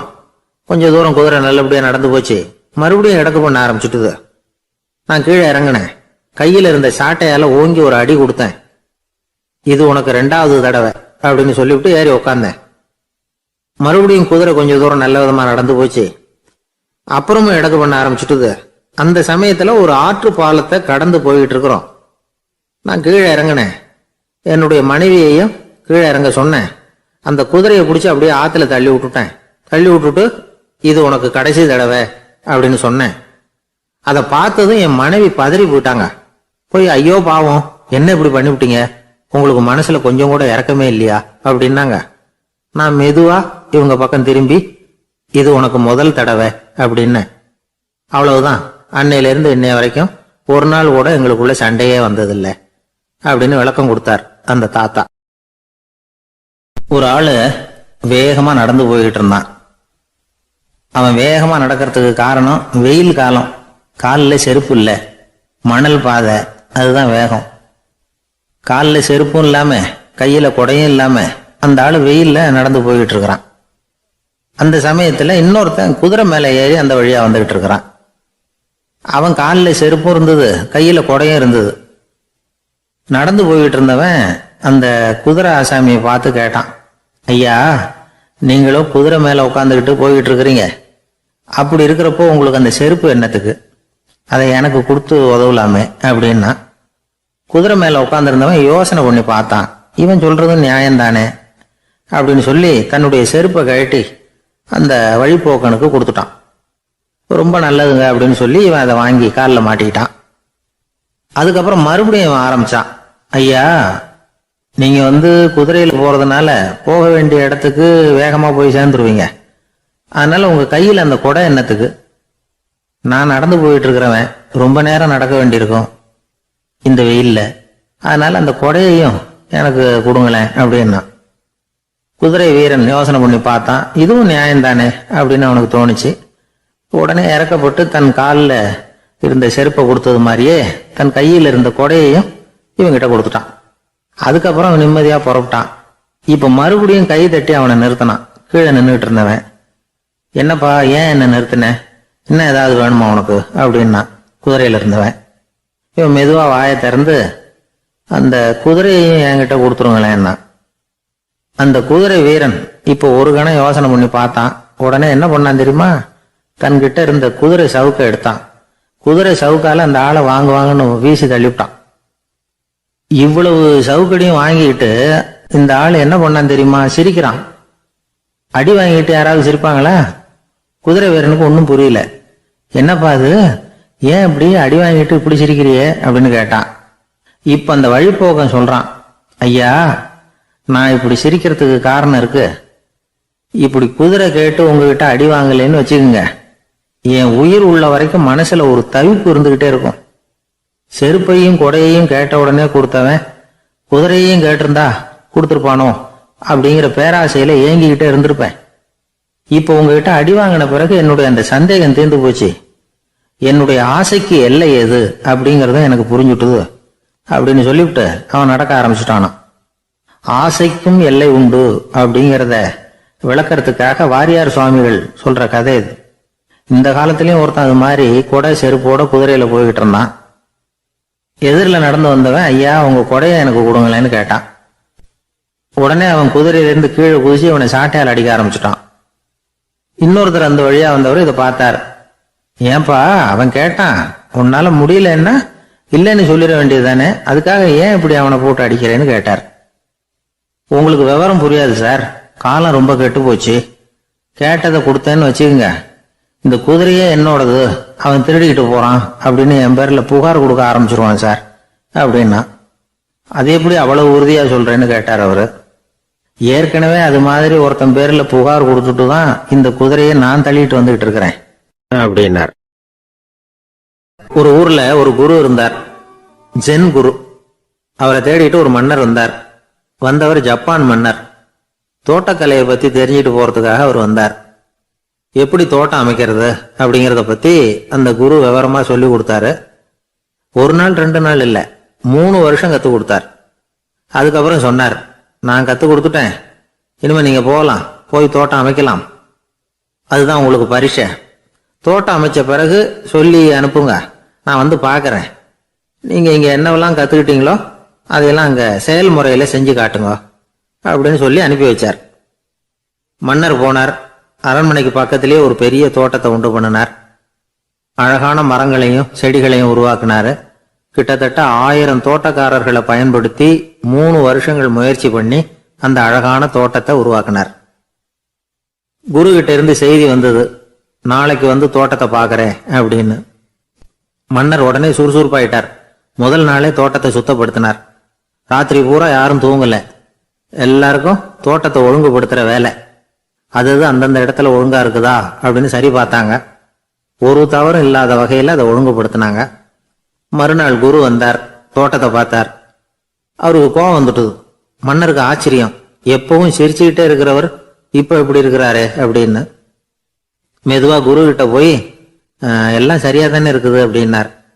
எல்லாம் சரிதான், ஆனாலும் எங்கே அந்த பொன்னிற காற்று அப்படின்னார். உதிர்ந்த இலைகள், பொன் மஞ்சள் நிற இலைகள் காற்றில் அப்படி புரண்டு ஓடுவதை நான் பார்க்க முடியவில்லையே அப்படின்னாராம். அது இல்லாம இந்த தோட்டம் உயிரோட்டம் உள்ளதா இருக்காது, இதுல பாடல் இல்லை, ஆடல் இல்லை, அதெல்லாம் இல்லாம இந்த தோட்டம் ரொம்பவும் செயற்கையா தெரியுதுன்னாராம். மன்னர் இப்பதான் யோசனை பண்ணார். கீழே கிடந்த காஞ்சி போன இலைகள் மட்டும் இல்ல, மரத்துல இருந்த காஞ்சி போன இலைகளையும் அப்புறப்படுத்தி சுத்தமா வச்சிருக்கிறார். இறப்பும் வாழ்க்கையினுடைய ஒரு பகுதி தான். மரணம்ங்கிறது வாழ்க்கைக்கு எதிரானது அல்ல, அதை நிரப்பும் ஒரு பகுதி தான் அது. மரணம் இல்லையில் வாழ்க்கையே இல்லை அப்படிங்கிறது பெரியவங்க கருத்து. இப்ப அந்த தோட்டம் அழகா தான் இருக்குது, இருந்தாலும் அது ஒரு ஓவியம் மாதிரி உயிர் இல்லாமல் இருக்கு. குரு ஒரு வாளியை கையில எடுத்துக்கிட்டார். தோட்டத்தை விட்டு வெளியில போனார். ஏற்கனவே வீசி எறிந்த அந்த சருகுகளை எல்லாம் அள்ளி கொண்டுகிட்டு வந்தார். உள்ள எல்லா இடங்கள்லயும் அதை வீசினார். உடனே காத்து அந்த காய்ந்த சருகுகளையும் பழுத்த இலைகளையும் அசைக்க ஆரம்பிச்சுட்டுது. இப்போ அங்க சலசல சத்தம், சங்கீதம், இலைகளின் நடனம், ஓவியம் மாதிரி இருந்த அந்த தோட்டத்துக்கு இப்போ உயிர் வந்துட்டுது. இதுதான் அந்த பொன்னான காற்று அப்படின்னாராம் குரு. மன்னருக்கு புரிஞ்சது. மிகப்பெரிய ஜென் கேள்வி ஒன்று உண்டு. உம்மான் அப்படிங்கிற ஒரு பெரிய குருவை பார்த்து துறவி ஒருத்தர் கேட்டாராம், இலைகள் எல்லாம் கீழே விழுந்து மரங்கள் மொட்டையாக இருக்கும் பொழுது என்ன நடக்கும்? இதுதான் கேள்வி. இதுக்கு உம்மான் சொன்ன பதில் பொன்னான காற்று, தி கோல்டன் விண்ட் அப்படின்னாராம். இதுக்கு என்ன விளக்கம்னா, உன்னுடைய எண்ணங்கள் எல்லாம் உன்னுடைய மனசிலிருந்து கீழே விழுந்து உனது உள்ளுணர்வானது மொட்டையாக நிற்கும் நிலைதான் அது. உனது வேர்களின் அருகில் காற்று வீசுகிறது. எல்லா எண்ணங்களும் உன்னிலிருந்து வெகு தூரத்துக்கு புரண்டு கொண்டே சென்று விடுகிறது. நீ அவற்றை கடந்து விட்டால் நீ அவைகளுக்கெல்லாம் மேலெழுந்து கீழே பார்ப்பவனைப் போல நிற்க ஆரம்பித்து விடுவாய். அதுதான் தியானம் என்பது அப்படின்னு சொல்றாங்க. தியானம்ங்கிறது எண்ணத்துக்கு எதிரானது இல்ல, தியானம்ங்கிறது எண்ணங்களை கடந்து செல்வதுதான். அதுக்கப்புறம் நாம பொன்னிற காற்றுல ஆட ஆரம்பிச்சிருவோம். இதுதான் பெரியவர்கள் சொல்றது. என்கிட்ட ஒருத்தர் தோட்டம் அமைக்கணும்னு யோசனை கேட்டு வந்தார். எல்லாம் சொல்லி கொடுத்தேன். செடிகள்லாம் செழிப்பா வளரணும்னா வேர் காயாம பாத்துக்குங்க, தினமும் தண்ணி விடுங்க அப்படின்னு சொல்லி அனுப்பி வச்சேன். 1 மாசம் கழிச்சு ஒரு தோட்டத்தை பாக்குறதுக்காக போனேன். போய் பார்த்தா எல்லா செடியும் வாடி கிடக்குது. என்னங்க இப்படி பண்ணிவிட்டீங்கன்னு. நீங்க சொன்னபடிதான் செஞ்சேன்னார். என்ன செஞ்சீங்கன்னு கேட்டேன். வேறு காயாம பாத்துக்க சொன்னீங்க, தினமும் ஒரு தடவை எல்லா செடியையும் ஒவ்வொன்னா புடுங்கி பார்த்து வேறு காயாம இருக்கா அப்படின்னு பார்த்துட்டு அதுக்கப்புறம் தண்ணி பாய்ச்சனே, அவ்வளவுதான் அப்படின்னார்.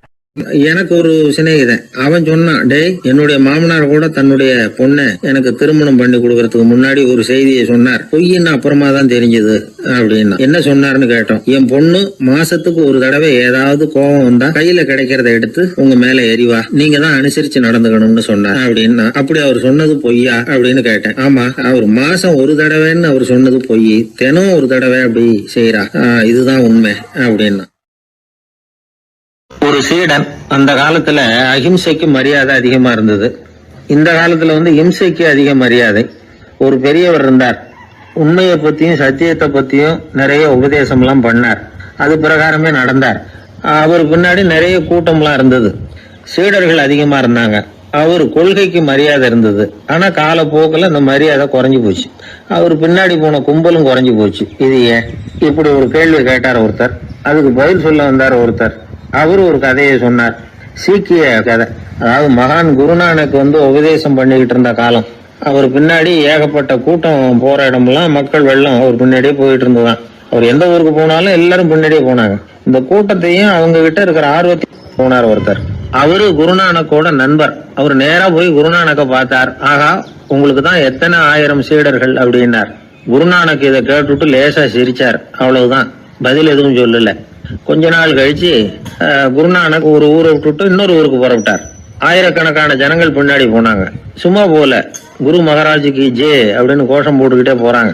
ஒரு சாலை ஓரமா போய்கிட்டே இருக்கிறாங்க. திடீர்னு ஒரு இடத்துல ஆகாசத்துல இருந்து செப்பு காசுகள் மழை மாதிரி கொட்டுச்சு. கோஷம் போட்டுக்கிட்டு வந்தவங்க எல்லாம் பாதி பேர் உடனே கலைஞ்சு ஓடினாங்க. அவங்களுக்கு கிடைச்ச செப்பு காசையெல்லாம் பொறுக்கிட்டு மடியில கட்டிக்கிட்டு சொல்லிக்காம கொள்ளாம நழுவி போயிட்டாங்க. அவர் இதையெல்லாம் கவனிக்காம தொடர்ந்து போயிட்டே இருக்கிறார். அடுத்த ஊருக்கு போனார். அங்க மறுபடியும் ஒரு பணமழை. போன தடவை செப்பு காசு கொட்டுச்சு, இந்த தடவை இங்க வெள்ளி காசா கொட்டுது.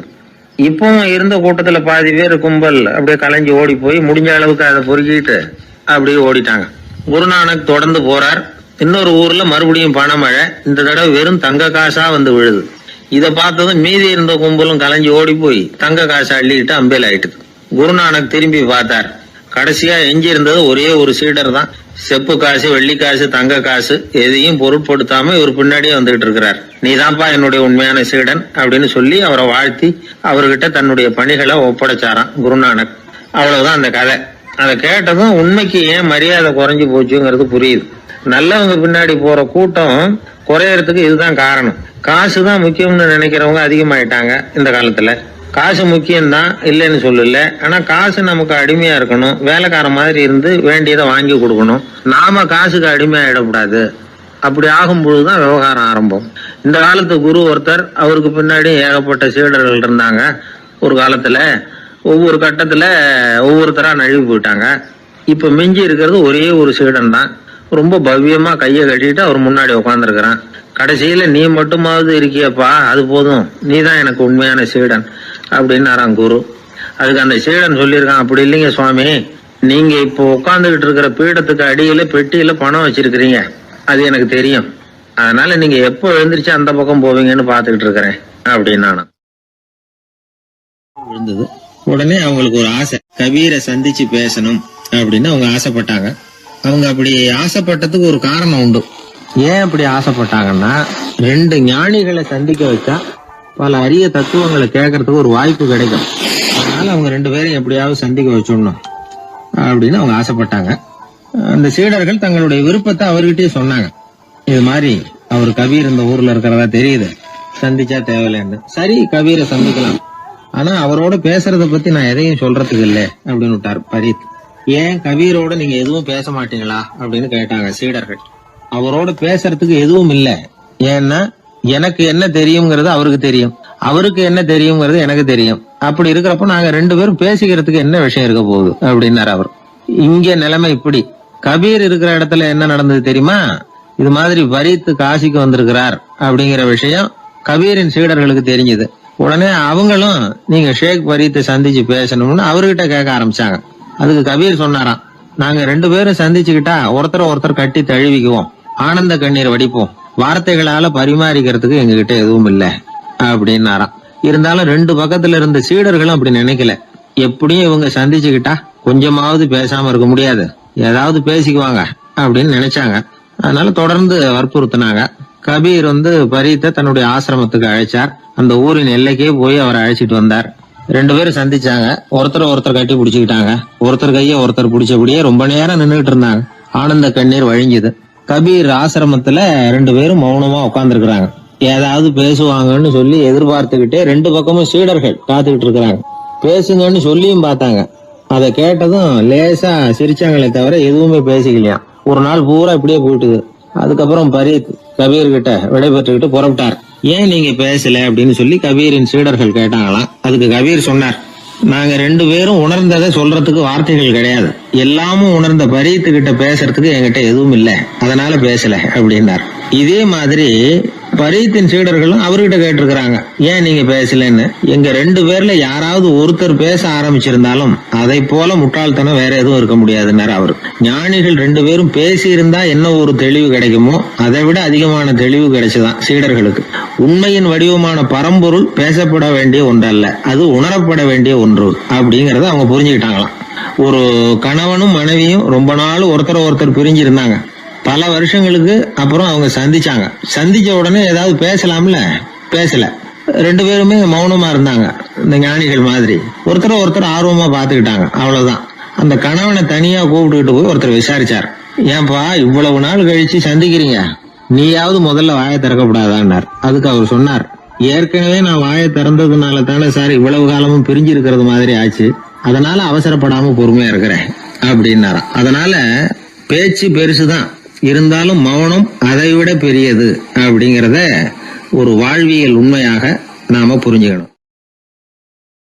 ஒரு சீடன் வெளியூர் புறப்படுறதுக்கு தயாரா இருந்தான். ரொம்ப தூரம் போக போறான். திரும்பி வர நாளாகும். புறப்படுறதுக்கான ஆயத்த வேலைகள்ல ஈடுபட்டு இருந்தான். அந்த சமயம் பார்த்து இன்னொரு சீடன் அவங்கிட்ட வந்தான். நம்ம குரு உன்னை அழைச்சிட்டு வர சொன்னார், வா அப்படின்னு கூப்பிட்டான். இவன் உடனே புறப்பட்டு போனான். குருநாதரை பார்த்தான். அவர் காலில் விழுந்து வணங்கினான். வணங்கிட்டு எழுந்திரிச்சான். அவ்வளவுதான். குரு ஏதாவது உபதேசம் பண்ணுவாருன்னு எதிர்பார்த்தான். ஆனா நடந்தது என்ன தெரியுமா? குரு அவனுக்கு ஓங்கி ஒரு அடி கொடுத்தார். எதிர்பாராம இந்த அடியை வாங்கினதும் அந்த சீடன் அதிர்ந்து போயிட்டான். பக்கத்துல இருந்த மற்ற சீடர்களும் திகைச்சு போய் நின்னுட்டாங்க. அடி வாங்கின சீடனுக்கு மனசுக்குள்ள குழப்பம். நாம என்ன தப்பு பண்ணணும், புறப்படுற நேரத்துல இப்படி குரு கிட்ட அடி வாங்குற மாதிரி ஆயிட்டுதே அப்படின்னு நினைச்சு மனசுக்குள்ள ரொம்ப வேதனைப்பட்டான். கொஞ்சம் துணிச்சலை வரவழைச்சுக்கிட்டு குருநாதர்கிட்டயே கேட்டுட்டான், சுவாமி நான் என்ன தப்பு பண்ணினேன், என்ன இப்படி அடிச்சுட்டீங்களே, ஒரு வார்த்தை கூட உங்களை எதிர்த்து நான் பேசினது இல்லையே, இவ்வளவு காலமா உங்க விருப்பத்துக்கு விரோதமா ஒரு காரியம் கூட நான் செஞ்சது இல்லையே, வந்ததும் வராததுமா ஒண்ணுமே சொல்லாம என்ன அடிச்சுட்டீங்களே, குருவே நான் செஞ்ச குற்றம் தான் என்ன அப்படின்னு கண்ணீரோட பரிதாபமா கேட்டானா அந்த சீடன். ஆனா அந்த குரு முகத்துல கொஞ்சம் கூட கோபம் இல்லை. அவர் சிரிச்சுக்கிட்டே நின்றுகிட்டு இருந்தாராம். அதுக்கப்புறம் சொன்னாராம், என்னுடைய அருமை சீடனே, நீ ஒரு தவறும் பண்ணல. நான் உன்னை அடிச்சது நீ ஏதோ தப்பு பண்ணிவிட்டேங்கிறதுக்காக இல்ல, நீண்ட பயணம் போக போறேன், ஞாபகமா ஏதாவது கொடுத்து அனுப்ப வேணாமா, நீ ஞானம் பெற்ற பிறகுதான் திரும்பி வரப்போறேங்கிறது எனக்கு தெரியும், அதுக்கு பிறகு உன்னை அடிக்க முடியுமா, அதனால இப்ப கிடைச்சிருக்கிற இந்த வாய்ப்பை பயன்படுத்திக்கிட்டேன், அப்போதைக்கு இப்பவே அடிச்சுட்டேன், அவ்வளவுதான், வேற ஒண்ணும் இல்லை அப்படின்னாராம். குரு சிரிச்சுக்கிட்டே அப்படி சொல்றார். இருந்தாலும் இதுவும் ஒரு உபதேசம் தான். அதிர்ச்சிகளால விழிப்படைய வைக்கிறதும் ஒரு வழிதான். இது ஜென் வழி. பெரும்பாலும் அதிர்ச்சியின் மூலமாகவே ஞான தரிசனத்தை அருள்கிறவர்கள் தான் ஜென் குருமார்கள். நம்ம தியானம் தான் ஜென். இந்தியாவிலிருந்து சீனாவுக்கு போய் கொஞ்சம் பேர் மாறி வளம் பெற்று ஜப்பான்ல ஜென் ஆகி வளர்ந்துருக்குது, அவ்வளவுதான். ஜென்கிறது தியானம். எதை நினைச்சும் தியானிக்கிறது இல்ல, எல்லாத்திலையும் தியானம் இருக்கிறதா சொல்லுது ஜென். பேசுறது, இருக்கிறது, நடக்கிறது, சாப்பிடுறது, சிரிக்கிறது, தூங்குறது, தொழில் செய்யறது அல்லது சும்மா இருக்கிறது எல்லாமே தியானம் தான். ஜென்கிறது ஒரு சுய தரிசனம், தன்னைத்தானே அடையாளம் கண்டுகொள்கிறது தான். அது இல்லாத எதையும் தேடி கண்டுபிடிக்கிறது இல்ல. சென் மார்க்கத்தை பத்தி ஓஷோ என்ன சொல்றாரு தெரியுமா? காணாமல் போன தன்னுடைய மூக்கு கண்ணாடி தன்னுடைய மூக்கின் மேல் இருப்பதை கண்டுகொள்வது போன்றது சென் அப்படிங்கிறார். நம்மால் ஒருத்தர் இன்னொருத்தர் முகத்தை ரொம்ப நேரமா உத்து பார்த்துக்கிட்டு இருந்தார். என்ன பாக்குறீங்கன்னாரு அவரு. நீங்க போட்டிருக்கீங்களே மூக்கு கண்ணாடி, அதை தான் பாக்குறேன்னாரு இவரு. நீங்க அப்படி பாக்குறதுக்கு விசேஷ காரணம் ஏதாவது உண்டான்னு கேட்டார் இவர். உண்டுன்னார். என்னன்னு கேட்டார்.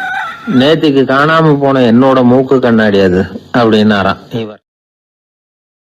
எதிர்காலத்தை நினைச்சா எனக்கு ரொம்ப பயமா இருக்கு சார் அப்படின்னு சொல்றவங்க நிறைய பேர் இருக்கிறாங்க. அதாவது பயப்படாத மனிதர்கள்னு யாருமே கிடையாது. ஒவ்வொருத்தருக்கும் ஒவ்வொரு விதமான பயம் இருந்தாலும் ஒட்டுமொத்தமா பாக்குறப்போ மனிதனுக்கு 6 விதமான பய உணர்வுகள் வரலாம் அப்படின்னு பெரியவங்க சொல்றாங்க. எல்லா விதமான பயமும் இந்த 6 வகைக்குள்ள அடக்கம். அந்த 6 வகை பயமும் 6 எதிரிகள் மாதிரியாம். 6 எதிரிகளையும் புரிஞ்சுக்கிட்டோம்னா போதும், வாழ்க்கையில சுலபமா வெற்றி அடைய முடியும். சரி, அந்த 6 வகை பயம் என்னென்ன அப்படின்னு பாப்போம். முதல்ல வறுமை பற்றிய பயம், 2வது பழிச்சொல் பற்றிய பயம், 3வது உடல் நலம் பாதிப்பு பற்றிய பயம், 4வது என்னன்னா காதல் தோல்வி, 5வது முதுமை, 6வது மரணம். அதாவது பயப்படுறதுங்கிறது ஒரு மனநிலை தான். இந்த மனநிலையை கட்டுப்படுத்த முடியும், திசை திருப்ப முடியும்.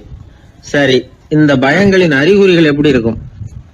வறுமை பற்றிய பயம் அப்படின்னு முதல்ல சொன்னோம் இல்லையா, அந்த பயத்தின் அறிகுறிகளை தெரிஞ்சுக்குவோம். எதுலேயும் அக்கறை இல்லாம இருக்கிறது, ஒரு குறிக்கோள் இல்லாம இருக்கிறது, வறுமையை சகிச்சுக்கிறது, வாழ்க்கையில கிடைக்கிறது எதுவா இருந்தாலும் ஆட்சேபனை இல்லாமல் ஏத்துக்கிறது, மனசாலும் உடம்பாலும் சோர்ந்து போயிருக்கிறது, ஆர்வம், முனைப்பு, கற்பனை திறன் எதுவுமே இல்லாம இருக்கிறது. இதெல்லாம் தான் அந்த வறுமை பற்றிய பயத்தின் அறிகுறிகள். அடுத்தது ஒண்ணு பார்த்தோமே, பழிச்சொல் பற்றிய பயம். அதாவது அடுத்தவங்க நம்மளை குறை சொல்லி விடுவாங்களோ அப்படிங்கிற பயம். இதுக்கு அறிகுறி என்ன தெரியுமா? புதியவர்களை சந்திக்கிறதுக்கு பயப்படுறது, முடிவு எடுக்க முடியாம குழம்புறது, பிரச்சனைகளை தவிர்க்க விரும்புறது, தாழ்வு மனப்பான்மை, வரவுக்கு மீறி செலவு செஞ்சு இமேஜை உயர்த்திக்கிறது, குறிக்கோள் இல்லாத வாழ்க்கை. இதெல்லாம் தான் அதுக்கு அறிகுறிகள். 3வது பயம் உடல் நலம் பாதிப்பு பற்றிய பயம், அதாவது நோய் பற்றிய பயம். ஒரு உண்மை என்ன தெரியுமா? டாக்டரை சந்திக்கிற மனிதர்கள்ல 75% பேர் தங்களுக்கு நோய் வந்துட்டுதுங்கிற கற்பனையில இருக்கிறவங்களாம். நிஜமாவே நோய் கிடையாது அவங்களுக்கு. இந்த பயத்தின் அறிகுறிகள் என்னன்னா, வியாதிக்கான அறிகுறிகள் தன்னிடம் இருக்கிறதாக நினைச்சுக்கிறது, எந்த நேரமும் வியாதியை பத்தியே பேசி பேசி மனசை அங்கேயே வச்சிருக்கிறது, நோய் சம்பந்தமான செய்திகளை படிச்சு நமக்கு இப்படி ஆயிடுமோ அப்படின்னு வேதனைப்படுறது. இதெல்லாம் தான் அதுக்கு அறிகுறிகள். 4வது பயம் காதல் தோல்வி. இது ரொம்ப வேதனை, உடம்பையும் மனசையும் சீரழிச்சு விடும். ஆண்களை விட பெண்கள் தான் இந்த பய உணர்வுல அதிகமா பாதிக்கப்படுறாங்க. 5வது முதுமை பற்றிய பயம். 6வது மரண பயம், வயசான காலத்துல எப்படி சமாளிக்கிறது அப்படிங்கிற பயம். ஆக இதையெல்லாம் நாம புரிஞ்சுக்க வேண்டியது ரொம்ப அவசியம். இந்த 6 வகை பயங்களை சரியா புரிஞ்சுக்கிட்டு நாம நடந்துக்கணும். வாழ்க்கையின் முன்னேற்றத்துக்கு இந்த பயங்கள் முட்டுக்கட்டே ஆயிடக்கூடாது. உழைச்சி பணம் சேர்க்கணும், உற்சாகமா மனசை வச்சுக்கணும். மனசை கட்டுப்படுத்துகிற மார்க்கம் தெரிஞ்சுக்கிட்டா போதும், எல்லாம் சரியா வந்துடும்.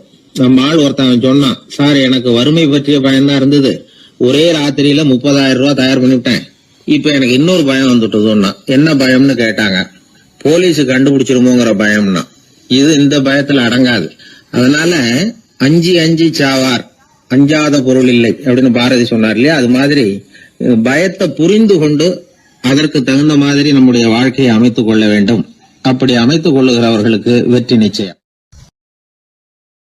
ஒரு ஊர்ல ஒரு குரு இருந்தார், ஜென் குரு. அவரை தேடிட்டு ஒரு மன்னர் வந்தார். வந்தவர் ஜப்பான் மன்னர். தோட்டக்கலையை பத்தி தெரிஞ்சுட்டு போறதுக்காக அவர் வந்தார். எப்படி தோட்டம் அமைக்கிறது அப்படிங்கறத பத்தி அந்த குரு விவரமா சொல்லி கொடுத்தாரு. 1 நாள் 2 நாள் இல்ல, 3 வருஷம் கத்து கொடுத்தார். அதுக்கப்புறம் சொன்னார், நான் கத்து கொடுத்துட்டேன், இனிமே நீங்க போகலாம், போய் தோட்டம் அமைக்கலாம், அதுதான் உங்களுக்கு பரிசை. தோட்டம் அமைச்ச பிறகு சொல்லி அனுப்புங்க, நான் வந்து பாக்குறேன். நீங்க இங்க என்னவெல்லாம் கத்துக்கிட்டீங்களோ அதையெல்லாம் அங்க செயல்முறையில செஞ்சு காட்டுங்க அப்படின்னு சொல்லி அனுப்பி வச்சார்.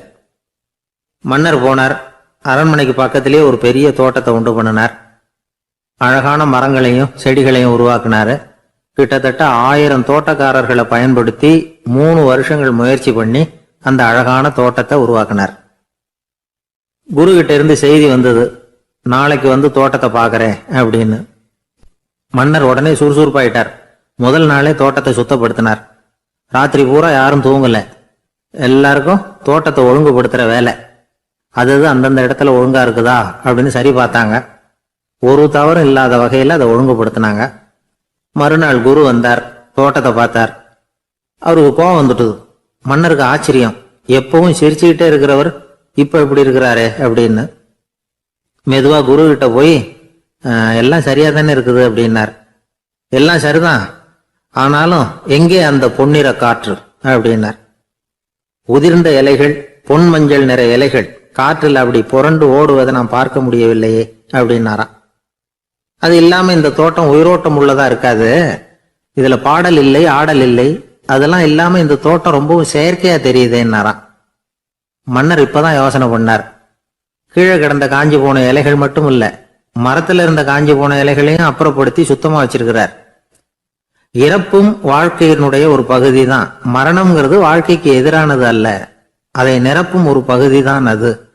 மரணம் இல்லையில் வாழ்க்கையே இல்லை அப்படிங்கிறது பெரியவங்க கருத்து. இப்ப அந்த தோட்டம் அழகாதான் இருக்குது, இருந்தாலும் அது ஒரு ஓவியம் மாதிரி உயிர் இல்லாமல் இருக்கு. குரு ஒரு வாளியை கையில எடுத்துக்கிட்டார், தோட்டத்தை விட்டு வெளியில போனார். ஏற்கனவே வீசி எறிந்த அந்த சருகுகளை எல்லாம் அள்ளி கொண்டுகிட்டு வந்தார்.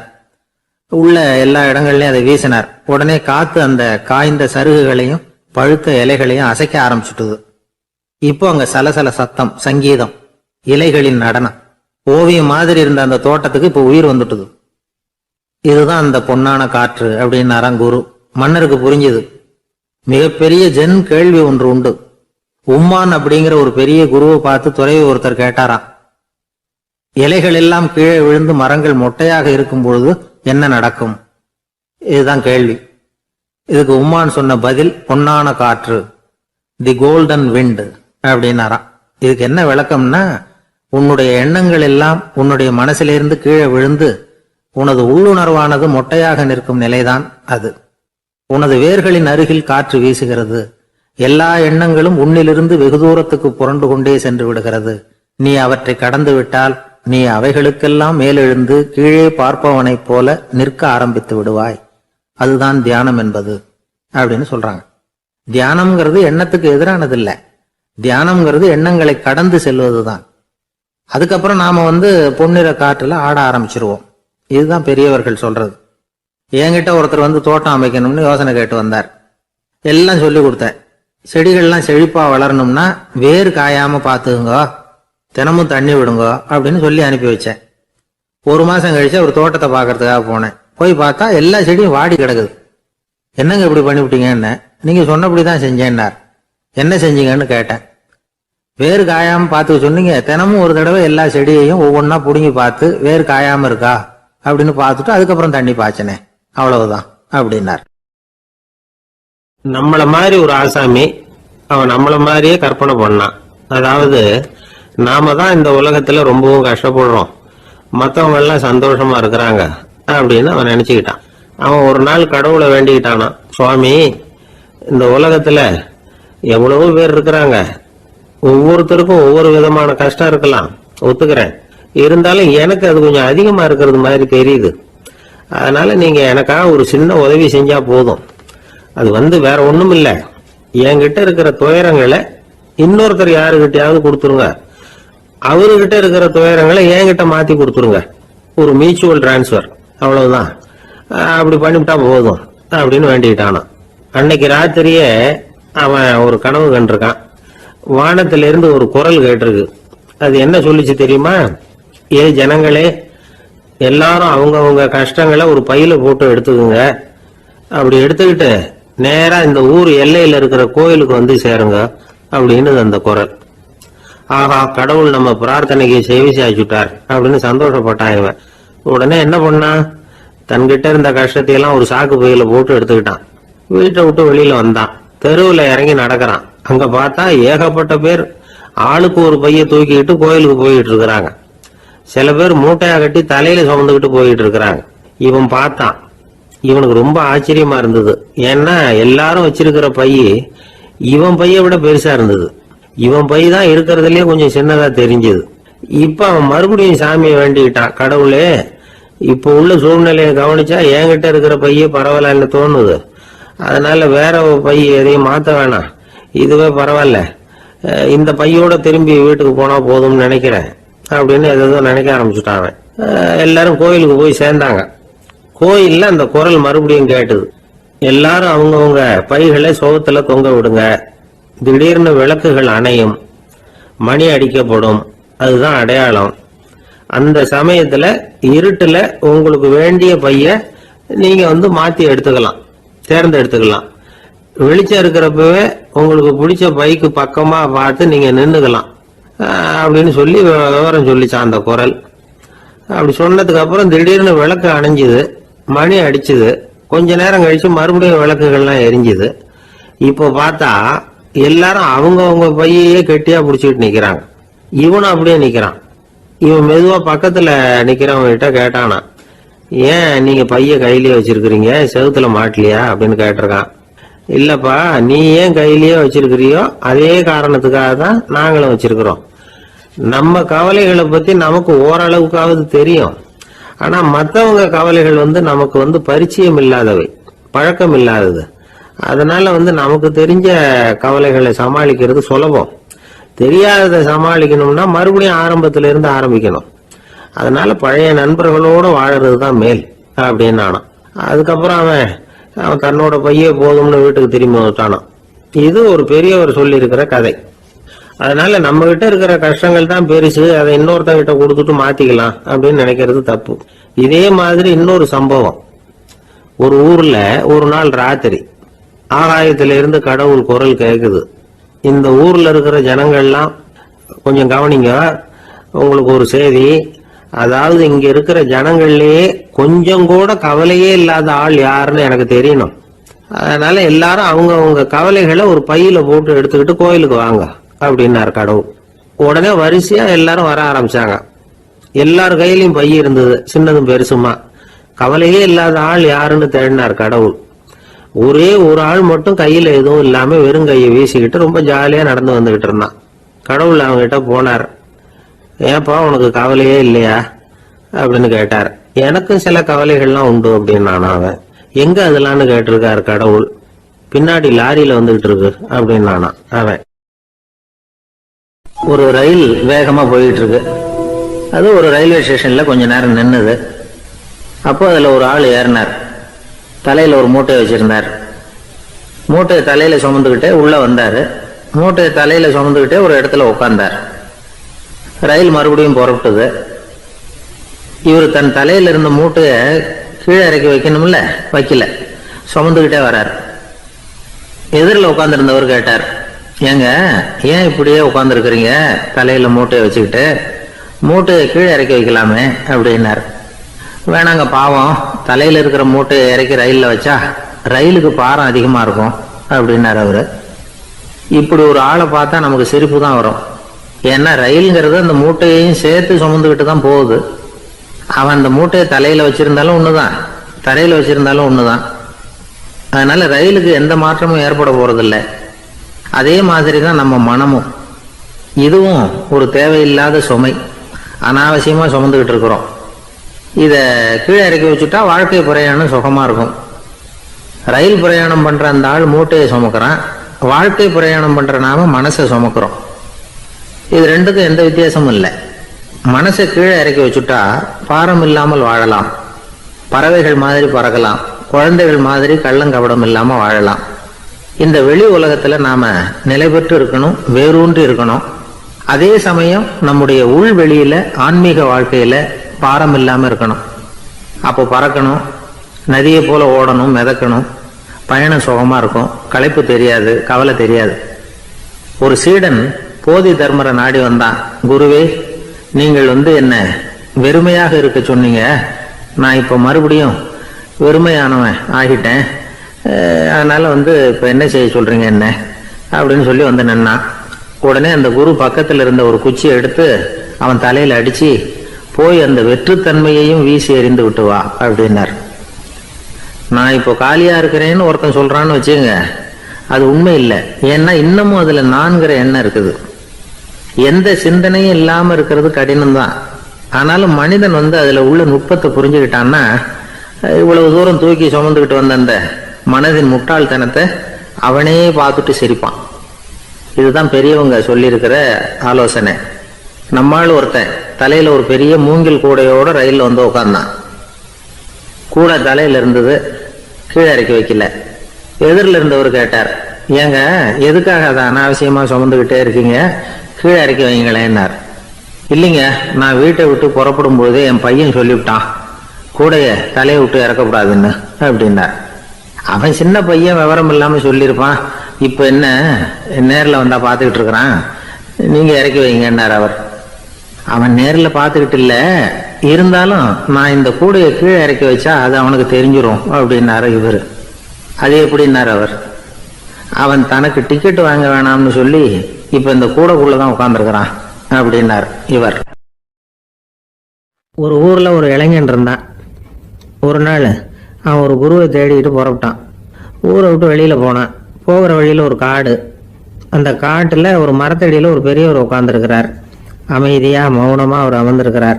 இந்த பெரியவரை விசாரிக்கலாம், குருவை தேடி கண்டுபிடிக்கிறதுக்கு இவர் ஏதாவது ஒரு வழி சொல்லி கொடுப்பார் அப்படின்னு நினைச்சுக்கிட்டு அவரை நெருங்கினான்.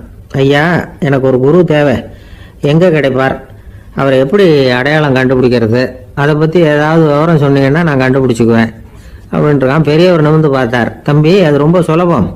அவர் வயசானவராக இருப்பார், என்னை விட சுமார் 30 வயசு அதிகமாக இருக்கும்.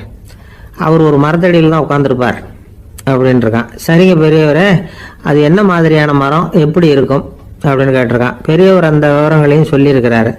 அது மட்டும் இல்லை, சந்திக்கிற நாள், நேரம், வினாடி முதற்கொண்டு எல்லா விவரங்களையும் துல்லியமாக சொன்னாராம். இவ்வளவு விவரங்களை இவரால் எப்படி சொல்ல முடியுது அப்படின்னு இவனுக்கு ஆச்சரியம். இருந்தாலும் அந்த பெரியவர் கடைசியாக ஒரு விவரம் சொன்னார்.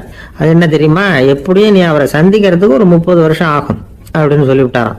ரொம்ப நன்றிங்க பெரியவரே அப்படின்னு சொல்லிவிட்டு அந்த இளைஞன் புறப்பட்டுருக்கான். இப்போ அவனுக்கு குரு பத்தின விவரம் எல்லாம் கிடைச்சிட்டுது, சந்திக்கிற நேரமும் தெரிஞ்சுட்டுது. ஆனால் 30 வருஷம் அவரை தேடி அலைய வேண்டியிருக்குமே. அவன் தேட ஆரம்பிச்சான். காடு மலை எல்லாம் சுற்றி அலைஞ்சான். பல வருஷங்கள் தேடினான், அழுத்து போயிட்டான். கடைசியில் அவனுக்கும் வயசாயிட்டுது. கடைசியில் தன்னுடைய சொந்த ஊருக்கே திரும்பி போயிட்டு இருந்தான். அங்கே ஒரு மரத்தடியில் அவன் தேடிட்டு இருந்த குருநாதர் கிடைச்சார். யார் அவருன்னா, 30 வருஷத்துக்கு முன்னாடி வழி சொல்லி கொடுத்தாருல அதே பெரியவர். அவருக்கு இப்போ 30 வயசு அதிகமாக இருந்தது. அதே மரம், அன்னைக்கு பெரியவர் சொன்ன அடையாளம் இப்போ பொருத்தமாக இருந்தது. இப்போ அந்த பெரியவர் சொன்னார், சரியா வந்து சேர்ந்துட்டேன், வா, உனக்காக தான் நான் இவ்வளவு காலமும் காத்துக்கிட்டு இருந்தேன் அப்படின்னாரான். என்ன சொல்றீங்கன்றிருக்கான். 30 வருஷத்துக்கு முன்னாடி என்கிட்ட வந்தியே, அப்பவே என் காலம் வந்து முடிஞ்சு போயிருந்தது. அப்பவே என்ன உனக்கு அடையாளம் தெரியல, அதனால இவ்வளவு காலம் உனக்காக காத்துட்டு இருக்கும்படி ஆயிட்டுது அப்படின்னாராம். ஐயா, அப்பவே நீங்க சொல்லியிருக்கலாமே, இதுதான் 30 வருஷம் கழிச்சு நீ சந்திக்க போற இடம், நான் தான் உன்னுடைய குரு அப்படின்னு சொல்லியிருக்கலாமே அப்படின்ட்டுருக்கான். அந்த பெரியவர் சிரிச்சுக்கிட்டே இதுக்கு பதில் சொன்னாராம். நான் எவ்வளவோ விவரமா தான் சொன்னேன், நீ சரியா புரிஞ்சுக்கல. காரணம், அப்போ நீ போதுமான அளவுக்கு பக்குவம் பெற்றிருக்கவில்லை, அதனால புரியும் சக்தி இல்லாம போயிட்டுதப்போ 30 ஆண்டு காலம் நீ அலைஞ்சு தெரிஞ்சிருக்கிற. அது காரணமா இப்போ உனக்கு அந்த பக்குவம் வந்துட்டுது, அதனாலதான் அடையாளம் காண முடிஞ்சது, நானே உன்னுடைய குரு அப்படின்னாராம். இதுல இருந்து என்ன தெரியுதுன்னா, ஆன்மீகத்துல மாணவனாக சேர்றதுக்கு கூட ஒரு பக்குவத்தன்மை தேவைப்படுது. ஒரு பெரிய ஞானி, அவர்கிட்ட சீடனா இருக்க ஒருத்தன் வந்தான், எதிரில் நின்னான். ஞானி அவனை வெகு நேரம் உற்று பார்த்தார். அப்புறம் சொன்னார், சீடனா இருக்கிறது ரொம்ப சிரமம்னார். நான் தயாரா இருக்கிறேன்னா. அது இன்னமும் சிரமமாச்சே, இங்கே வந்து குருவா இருக்கிறது மட்டுமே சுலபம் அப்படின்னாராம். அப்படின்னா நான் குருவாவே ஆயிடுறேன் அப்படின்னானா. இது போலவே இந்த காலத்துல கதை ஒன்று உண்டு.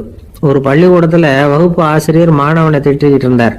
டேய், நீ 100க்கு 10 மார்க்கு தான் வாங்கிட்டு இருக்க, இவ்வளவு மோசமா நீ படிச்சா கடைசியில மாடு மேய்க்கிறது கூட லாய்க்கு இல்லாதவனா ஆயிடுவேன், அதுக்கப்புறம் என்ன செய்ய போற அப்படின்னாராம். பையன் தலையை சொரிஞ்சுக்கிட்டே சொன்னானா, சார் அப்படின்னா ஒன்று செய்யறேன் அப்படின்னானா. இவர் கேட்டிருக்கார், என்ன செய்ய போறேன்னு.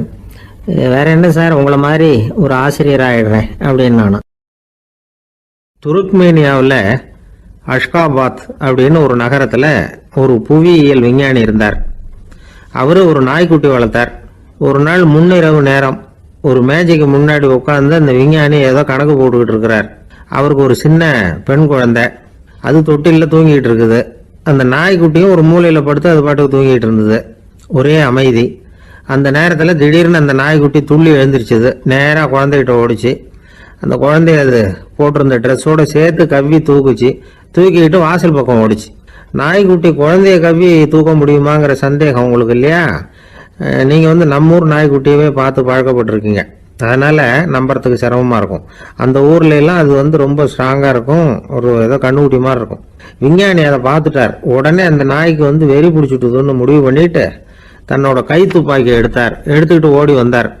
அவர் வெளியில வந்து நாய்க்குட்டி எங்க அப்படின்னு பார்த்து தேடுறார். அந்த நேரத்துல அந்த வீடு வந்து இடிஞ்சு விழுது. காரணம் பூமி அதிர்ச்சி. இப்படி பூமி அதிர்ச்சி உண்டாக போகுதுங்கிறது அந்த நாய்க்குட்டிக்கு முன்னாடியே தெரிஞ்சு போச்சு.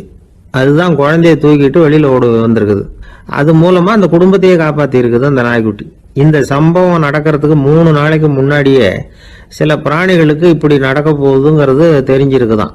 ஆமா, அந்த நகரத்துல 3 நாளைக்கு முன்னாடியே பாம்பு, பல்லி இதெல்லாம் அது தங்கியிருந்த வலையை விட்டு வெளியில ஓடி வந்துட்டுது. அதே மாதிரி அங்க இருந்த புறாவெல்லாம் பறந்து போயிடுச்சான்.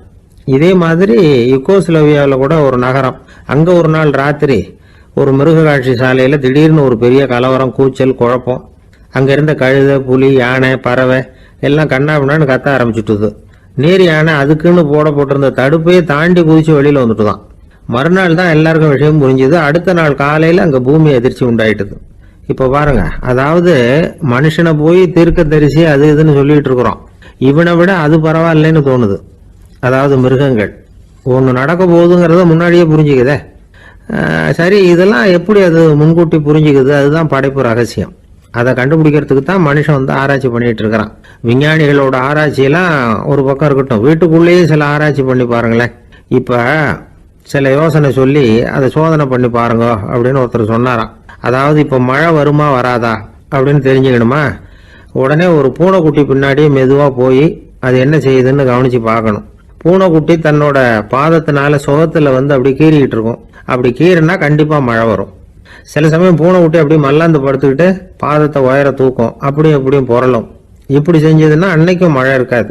அதனால முன்னாடி இருந்தது மழை வர்றதுக்கு அறிகுறி, இது மழை இல்லைங்கிறதுக்கு அறிகுறி. பறவைகள், பிராணிகள் இதுகளோட நடவடிக்கைகளை பார்த்துட்டு அதையெல்லாம் அடிப்படையாக வச்சுதான் காலநிலையை கண்டுபிடிக்கிற கருவிகளை கண்டுபிடிச்சிருக்கிறாங்க. வாத்து இருக்குல்ல, சில சமயம் தன்னோட அழகை தன்னோட இறகுகள்ல அப்படியே புதைச்சிக்கும். அப்படி செஞ்சா குளிர்காலம் வரப்போகுதுன்னு அர்த்தம். பருவநிலை குளிரா மாறப்போகுதுங்கிறதுக்கு இதுதான் அறிகுறி. சிட்டுக்குருவி இருக்குதுல்ல, அதெல்லாம் புழுதியில உழுந்து புரளும், சிறகுகளை வந்து படபடன்னு அடிச்சுக்கும். அப்படி செஞ்சா மழை வரப்போகுதுன்னு அர்த்தம். ஒண்ணு மட்டும் நாம நல்லா தெரிஞ்சுக்கணும், இயற்கையின் சீற்றம்னு சொல்றோம் இல்லையா, இயற்கை ஏன் நம்ம மேல கோவப்படுது? இயற்கையை நாம அனுசரிச்சு போறதில்ல, அதனால கோவப்படுது. காடுகளை அழிக்கப்படாது, விலங்குகளை கொல்லப்படாது, இயற்கை ஏற்படுத்தி வச்சிருக்கிற சமநிலையை கெடுக்கப்படாது. அதை புரிஞ்சுக்கிட்டு வாழ்ந்தோம்னா பூமியும் நடுங்காது, நாமளும் நடுங்க வேண்டிய அவசியம் இருக்காது.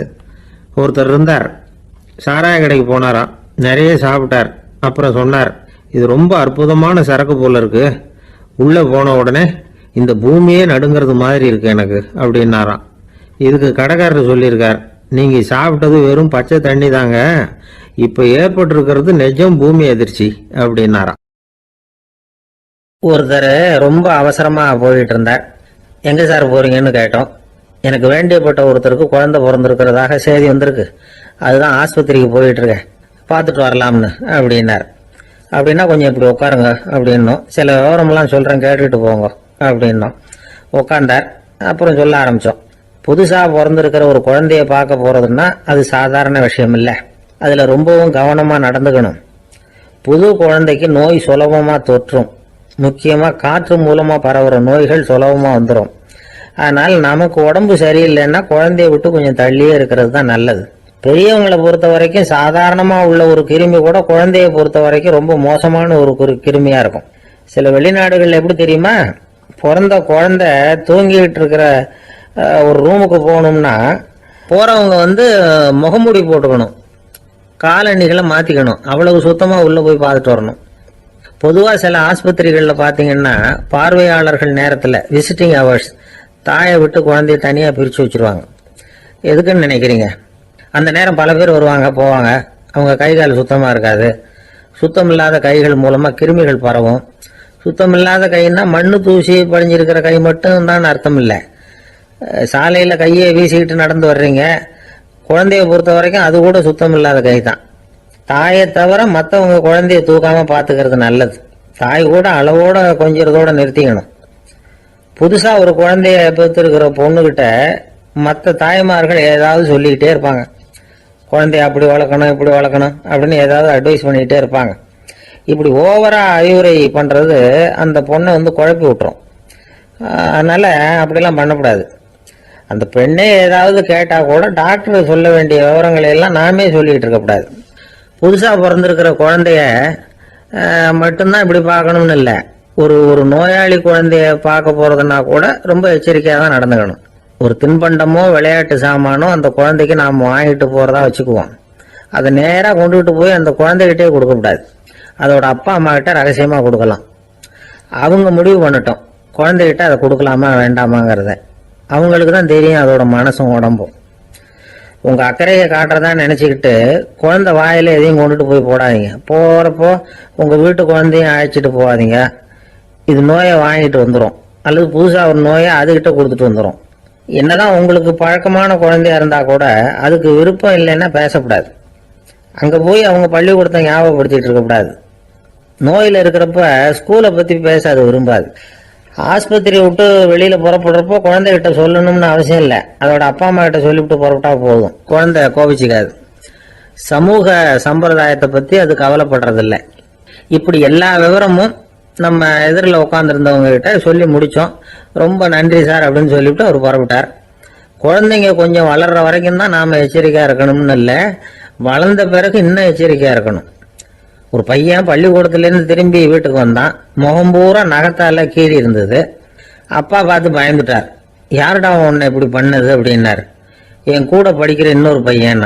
நாளைக்கு உன் கூட பள்ளிக்கூடத்துக்கு வர்றேன், நீ எனக்கு அவனை அடையாளம் காட்ட முடியுமான்னார். அது ரொம்ப சுலபம் நான் பையன். எப்படின்னார் அப்பா. அவன் காதில் ஒன்று கையோடு எடுத்துட்டு வந்திருக்கிறேன், இதோ என் பையில தான் வச்சிருக்கேன் அப்படிங்கிறான் அந்த பையன். ஒருத்தர் ஒரு தவறு செஞ்சு விடுறாருன்னு வச்சுக்கங்க. உடனே நீ செஞ்சது தவறு அப்படின்னு சொல்றது ஒரு வகை. அதுக்கு பதிலாக எது சரின்னு அவர் புரிந்து கொள்ள உதவி செய்கிறது இன்னொரு வகை. இந்த ரெண்டாவது வகை இருக்கு பாருங்க, நிர்வாக இயல்ல இது ரொம்ப முக்கியம். அலுவலகத்தில் வேலை பார்க்குற ஒருத்தர் முக்கியமாக தெரிஞ்சுக்க வேண்டியது என்ன தெரியுமா? சக ஊழியர்கள் கிட்ட எப்படி பழகணும், மேலதிகாரிகள் கிட்ட எப்படி பழகணும், தனக்கு கீழே வேலை செய்கிறவங்க கிட்ட எப்படி பழகணும், வாடிக்கையாளர்கள் கிட்ட எப்படி பழகணும், இவங்க எல்லார்கிட்டையும் செம்மையான உறவை ஏற்படுத்திக்கிறது எப்படி, இதையெல்லாம் சொல்லிக் கொடுக்குற பாடம் தான் இன்டர் பர்சனல் ஸ்கில், திறமையான உறவு அப்படிங்கிறது. எந்த வேலையில் இருந்தாலும் சரி, இந்த உறவுகளை வளர்க்கும் திறன் உள்ளவங்க சீக்கிரம் முன்னுக்கு வந்துடுறாங்க. மற்றவங்க கிட்ட உறவை பலப்படுத்திக்கிறது எப்படி அப்படின்னு தெரிஞ்சுக்கிட்டோம்னா எந்த ஒரு தடையையும் சுலபமாக தாண்டி செய்கிற தொழிலில் முன்னுக்கு வந்துடலாம். ஹார்வர்டு பல்கலைக்கழகத்தில் ஒரு கணக்கெடுப்பு பண்ணி பார்த்தாங்களாம். பார்க்குற வேலையில் எது மாதிரி குணாதிசயம் உள்ளவங்க வேகமாக முன்னுக்கு வர்றாங்க அப்படின்னு தெரிஞ்சுக்கிறதுக்காக இந்த கணக்கெடுப்பு. வெவ்வேறு துறையில் வேகமாக முன்னுக்கு வந்திருக்கிற பல பேரை சந்தித்து இந்த சர்வேயை நடத்தியிருக்கிறாங்க. அவங்க கண்டுபிடிச்சி சொல்லியிருக்கிற உண்மை என்ன தெரியுமா? ஒருத்தர் ஒரு வேலையில் இருந்தால் அது சம்பந்தப்பட்ட சப்ஜெக்ட் பற்றிய அறிவு 35% இருந்தால் போதுமா. ஆனால் உறவுகளை வளர்க்கக்கூடிய திறன், இன்டர் பர்சனல் ஸ்கில்லு 65% வேணும். இப்படி உள்ளவங்க சீக்கிரம் முன்னுக்கு வந்துடுறாங்களாம். அதனால் ஒருத்தருக்கு வேலை சரியாக புரியலைன்னா கூட விவரமாக மற்றவங்க கிட்ட பழகிறது எப்படின்னு புரிஞ்சால் போதும், அவர் முன்னுக்கு வந்துடலாம். அலுவலகங்களில் மட்டும் இல்லை, எல்லா இடங்கள்லையும் இது ரொம்ப முக்கியம். வீட்டுக்குள்ளேயும் இது ரொம்ப முக்கியம், வீட்டுக்கு வெளியேயும் இது முக்கியம். அடுத்தவங்க கிட்ட பழகிறது எப்படிங்கிறத தெரிஞ்சுக்காதவன் வாழ்க்கையில் முன்னேற முடியாது. இன்னைக்கு ஆயுதங்களால் காயப்படுத்தி கொள்ளுகிறவர்களை விட வார்த்தைகளால் காயப்படுத்தி கொள்ளுகிறவர்கள் தான் அதிகம். பெரியவங்க என்ன சொல்கிறாங்க தெரியுமா? நீங்கள் இந்த பூமியில் பிறந்ததன் அர்த்தம் பூர்த்தி ஆகணும்னா அடுத்தவங்களுக்கு உதவி பண்ணுங்க. அடுத்தவங்களுக்கு உதவி செய்ய முடியாவிட்டால் கூட பரவாயில்லை, ஆனால் யாரையும் புண்படுத்தி விடாதீங்க அப்படின்னு சொல்கிறாங்க. எனக்கு தெரிஞ்ச ஒருத்தர் ஒரு அலுவலகத்தில் வேலை பார்க்குறார். அவர் சொல்லுவார், எனக்கு இந்த இன்டர் பர்சனல் ஸ்கில் ரொம்ப அதிகம் சார். சக ஊழியர்கள்கிட்ட ரொம்ப சுமூகமாக நடந்துக்குவேன். என் கூட வேலை பார்க்குற ஒருத்தருக்கு ஏதாவது ஒரு கஷ்டம்னா அந்த சமயத்தில் அவர் செய்ய வேண்டிய வேலையை நான் செஞ்சிருவேன் சார் அப்படிம்பார். நான் அவர்கிட்ட சமீபத்தில் அப்படி ஏதாவது செஞ்சுருக்கீங்களா அப்படின்னு கேட்டேன். செஞ்சுருக்கேன் சார். போன வாரம் புதன்கிழமை ஆஃபீஸில் என் பக்கத்து சீட்டுக்காரருக்கு வயிற்று வலி. உடனே நான் மெடிக்கல் லீவ் போட்டுட்டு எங்க வீட்டுக்கு போயிட்டேன் சார் அப்படின்னார். ஒரு பல்கலைக்கழகம், அங்க ஒரு இலக்கிய பேராசிரியர், அவர் பாடம் நடத்திக்கிட்டு இருந்தார். ராபர்ட் பிரவுனிங் எழுதிய கவிதைகளை பத்தி சொல்லிட்டு இருக்கிறார். மாணவர்களும் ரொம்ப அக்கறையா அதை கேட்டுக்கிட்டு இருக்கிறாங்க. ஒரு குறிப்பிட்ட கவிதையை பத்தி சொல்லும் பொழுது அந்த பேராசிரியருக்கே ஒரு சந்தேகம். அதாவது அந்த கவிதையின் சரியான அர்த்தம் என்னங்கிறதுல சந்தேகம். பேராசிரியர் யோசனை பண்ணார். அந்த கவிதையை முழுசா புரிஞ்சுக்க முடியல. அதனால மாணவர்களை பார்த்து சொன்னார், மாணவர்களே, ஒரு நாள் பொறுத்துங்க, இந்த கவிதையை எழுதின கவிஞர் எங்க வீட்டுக்கு பக்கத்துல தான் இருக்கிறாரு. இன்னைக்கு சாயந்தரம் நான் அவரை நேரிலேயே போய் பார்க்கறேன். பார்த்து இதுக்கு என்னங்க அர்த்தம்னு கேட்டுட்டு வந்துடுறேன். அதுக்கப்புறம் உங்ககிட்ட சொல்றேன் அப்படின்னாராம். அன்னைக்கு சாயந்தரமே அந்த பேராசிரியர் கவிஞரை தேடிட்டு போயிட்டார். கவிஞர் அவங்க வீட்டுல அவர் பாட்டு உட்காந்துருந்தாராம். இவர் போய் அவர் முன்னாடி உட்கார்ந்தார். அப்புறம் கேட்டார், ஐயா, அந்த கவிதையின் முழு பொருள் என்னன்னு தெரிஞ்சுட்டு போறதுக்காக வந்திருக்கிறேன் அப்படின்னாராம். எந்த கவிதை அப்படின்னாராம் அவரு. இவர் அந்த கவிதையை சொல்லியிருக்கார். கவிஞர் கொஞ்சம் யோசனை பண்ணிவிட்டு அப்புறம் சொன்னாராம், பேராசிரியரே, நீங்க கொஞ்சம் தாமதமா வந்துட்டீங்கன்னாராம். இவருக்கு ஒன்றும் புரியல. நீங்க என்ன சொல்றீங்க? நான் தாமதமா வந்துட்டேனா? நீங்க தான் உயிரோடு இருக்கிறீங்களே, அப்படி இருக்கும்போது நான் தாமதமா வந்துட்டேன்னா அது எப்படி அப்படின்னு இவர் குழம்பி இருக்கிறார். இப்ப கவிஞர் சொன்னாராம், ஐயா, நான் உயிரோட இருக்கிறேனா இல்லையாங்கிறது முக்கியம் இல்லை. நான் அந்த கவிதை வரிகளை எழுதினப்போ 2 பேருக்கு அதோட அர்த்தம் தெரிஞ்சிருந்தது. இப்போ ஒரே ஒருத்தருக்கு தான் அதோட அர்த்தம் தெரியும் அப்படின்னாராம். பேராசிரியர் யோசனை பண்ணியிருக்கார். அப்படின்னா அந்த ஒருத்தர் கவிஞர் ராபர்ட் பிரவுனிங்கை தவிர வேற யாரா இருக்க முடியும்? இவர் தான் அப்படிங்கிறத அவர் மனசுல நினைச்சுக்கிட்டார். அதனால சொன்னார், ஐயா, நான் தாமதமா வரல, அந்த கவிதையின் பொருள் என்ன அது சொல்லுங்கன்னார். பேராசிரியரே, நான் சொல்றது உங்களுக்கு புரியலன்னு நினைக்கிறேன். நான் இந்த வரிகளை எழுதினப்போ 2 பேருக்கு அதோட அர்த்தம் தெரிஞ்சிருந்தது. அந்த 2 பேர் யாருன்னா, ஒருத்தர் ராபர்ட் பிரவுனிங், அதாவது நான், இன்னொருத்தர் கடவுள். இப்போ அது கடவுளுக்கு மட்டும்தான் தெரியும். நானே இதை பத்தி பல தடவை யோசனை பண்ணி பார்த்தேன். இது ரொம்ப அழகானது, ஆனாலும் ரொம்ப வழுக்கலானது. அதை பிடிச்சிட்டோம்னு நினைச்சிட்டு இருக்கும் பொழுதே காத்து மாதிரி அது உங்ககிட்ட இருந்து ஓடி போயிடுது. எனக்கு ரொம்ப வருத்தமா தான் இருக்குது. நிச்சயமா நான் தான் இந்த வரிகளை எழுதியிருக்கிறேன். அதுல அர்த்தம் இருக்குங்கிறது எனக்கு தெரியும். அதை நான் உணர்றேன். ஆனா நீங்க என்ன மன்னிக்கணும். எனக்கே கூட அதை என்னால விளக்க முடியல.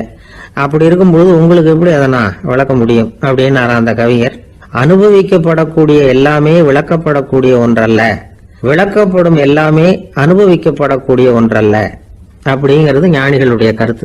அதுக்காக தான் அந்த சம்பவம். வாழ்க்கையில நீங்கள் தொடர்ந்து ஆய்வு செய்து கொண்டே இருக்கக்கூடிய விளக்கங்களை ஒருபோதும் அடைய முடியாத பரிமாணங்கள் இருக்கிறதுனாலதான் அது அலுப்பு தட்டாம இருக்குது. உங்களால நிறைய அனுபவிக்க முடியும். இருந்தாலும் நீங்கள் அனுபவித்து அறிந்த விஷயங்கள் கூட வார்த்தைகளால விளக்கப்பட முடிவதில்லை அப்படிங்கிறது பெரியோர் சிந்தனை. இதெல்லாம் ஒரு பக்கம் இருக்கட்டும். நமக்கு தெரிஞ்ச பேராசிரியர் ஒருத்தர் 1 மணி நேரம் ரொம்ப விவரமா வகுப்பு எடுத்தார். கடைசியா சொன்னார், மாணவர்களே, ரொம்பவும் எளிமையா விளக்கமா எல்லா விவரமும் சொல்லி இருக்கிறேன். அதனால இதுல உங்களுக்கு சந்தேகம் வர்றதுக்கு வாய்ப்பே இல்லை. இருந்தாலும் கேட்க வேண்டிய கடமை கேட்கிறேன். இது வரைக்கும் நடத்தினதுல யாருக்காவது ஏதாவது சந்தேகம் உண்டா அப்படின்னு கேட்டாராம். எனக்கு ஒரே ஒரு சந்தேகம் தான் சார் அப்படின்னு எழுந்திரிச்சு நிக்கிறான் ஒருத்தன். என்னன்னு கேட்டாராம். இது வரைக்கும் நீங்க என்ன பாடம் சார் நடத்துனீங்க அப்படின்னானா அவன். ஒரு ஊர்ல ஒரு துறவி இருந்தார், புத்த சமய துறவி. அந்த ஊர் மன்னன் அவரை பத்தி கேள்விப்பட்டிருக்கான். ஒரு நாள் புறப்பட்டு போனா, துறவியின் பாதங்களை தொட்டு வணங்கினான். அதுக்கப்புறம் சொன்னான், ஐயா, நான் உங்களை அரண்மனைக்கு அழைச்சிட்டு போறதுக்காக வந்திருக்கிறேன். இனிமே நீங்க இங்க எதுக்கு இருக்கணும் அப்படின்னானா. அவன் மனசுக்குள்ள என்ன நினைப்புன்னா, இவர் எங்க வர போறாரு, நான் ரொம்ப எளிமையானவன், எனக்கு எதுக்கு அரண்மனை வாசம்னு சொல்லி விடுவார் அப்படின்னு நினைச்சிருக்கான். ஆனா அந்த துறவி என்ன பண்ணார் தெரியுமா? அப்படியா, சரி போகலாம், வா, போய் உன் ரதத்தை கொண்டுட்டு வா, அரண்மனைக்கு போகும்போது அதுக்கு தகுந்த மாதிரி ஆடம்பரமா போகணும் அப்படின்னு விட்டாரான். துறவி இப்படி சொன்னதும் அந்த மன்னனுக்கு மனசுக்குள்ள சந்தேகம் வந்துட்டுது. இவர் உண்மையிலேயே துறவி தானா, ஏமாத்து பேர் வழி மாதிரி தெரியுதே அப்படின்னு நினைச்சிருக்கான். இருந்தாலும் இனிமே என்ன பண்றது, சொல்லியாச்சு. ரதத்தை கொண்டுட்டு வந்தான். துறவி ஏறி உட்கார்ந்தார். பக்கத்துல ராஜா. அவரு ரொம்ப உற்சாகமா வரார். இவன் ரொம்ப சோர்ந்து போய் வரான். துறவி மரத்தடியிலேயே வாழ்ந்து பழக்கப்பட்டவர். அரண்மனையில எளிமையா ஒரு இடத்துல உட்காந்துக்குவார் அப்படின்னு நினைச்சான். ஆனா அப்படி இல்லை. அரண்மனைக்கு வந்த உடனே அந்த துறவி அதை கொண்டுட்டு வா, இதை கொண்டுட்டு வான்னு சொல்லி உத்தரவு போட ஆரம்பிச்சுட்டார். அரண்மனையில் இருந்தா அரசனை மாதிரி இருக்கணும் அப்படிங்கிறார்.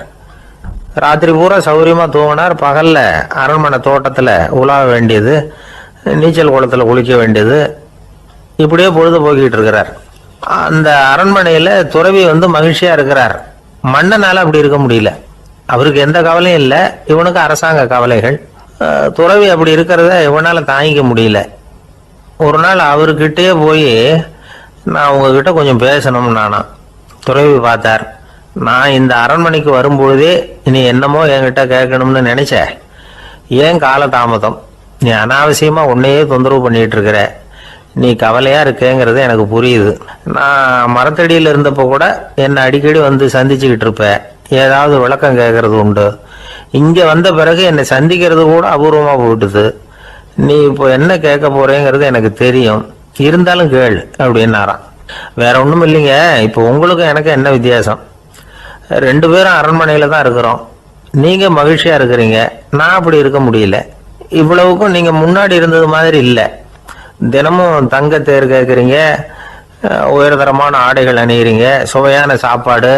இப்படி இருக்கிறப்போ உங்களுக்கு எனக்கு என்ன வித்தியாசம்? இதுதான் மன்னனுடைய கேள்வி. இதுக்கு பதில் சொல்றேன், என் கூட புறப்பட்டு வா, இந்த நகரத்துக்கு வெளியில போவோம் அப்படின்னு சொல்லி அரசனை கூப்பிட்டுக்கிட்டு ஊர் எல்லைக்கு சேர்ந்தார் துறவி. அங்க போய் சொன்னார், இதை பாருப்பா, இந்த இடத்த தான் தேடிட்டு இருந்தேன். இனிமே நான் திரும்பி வரப்போறதில்ல.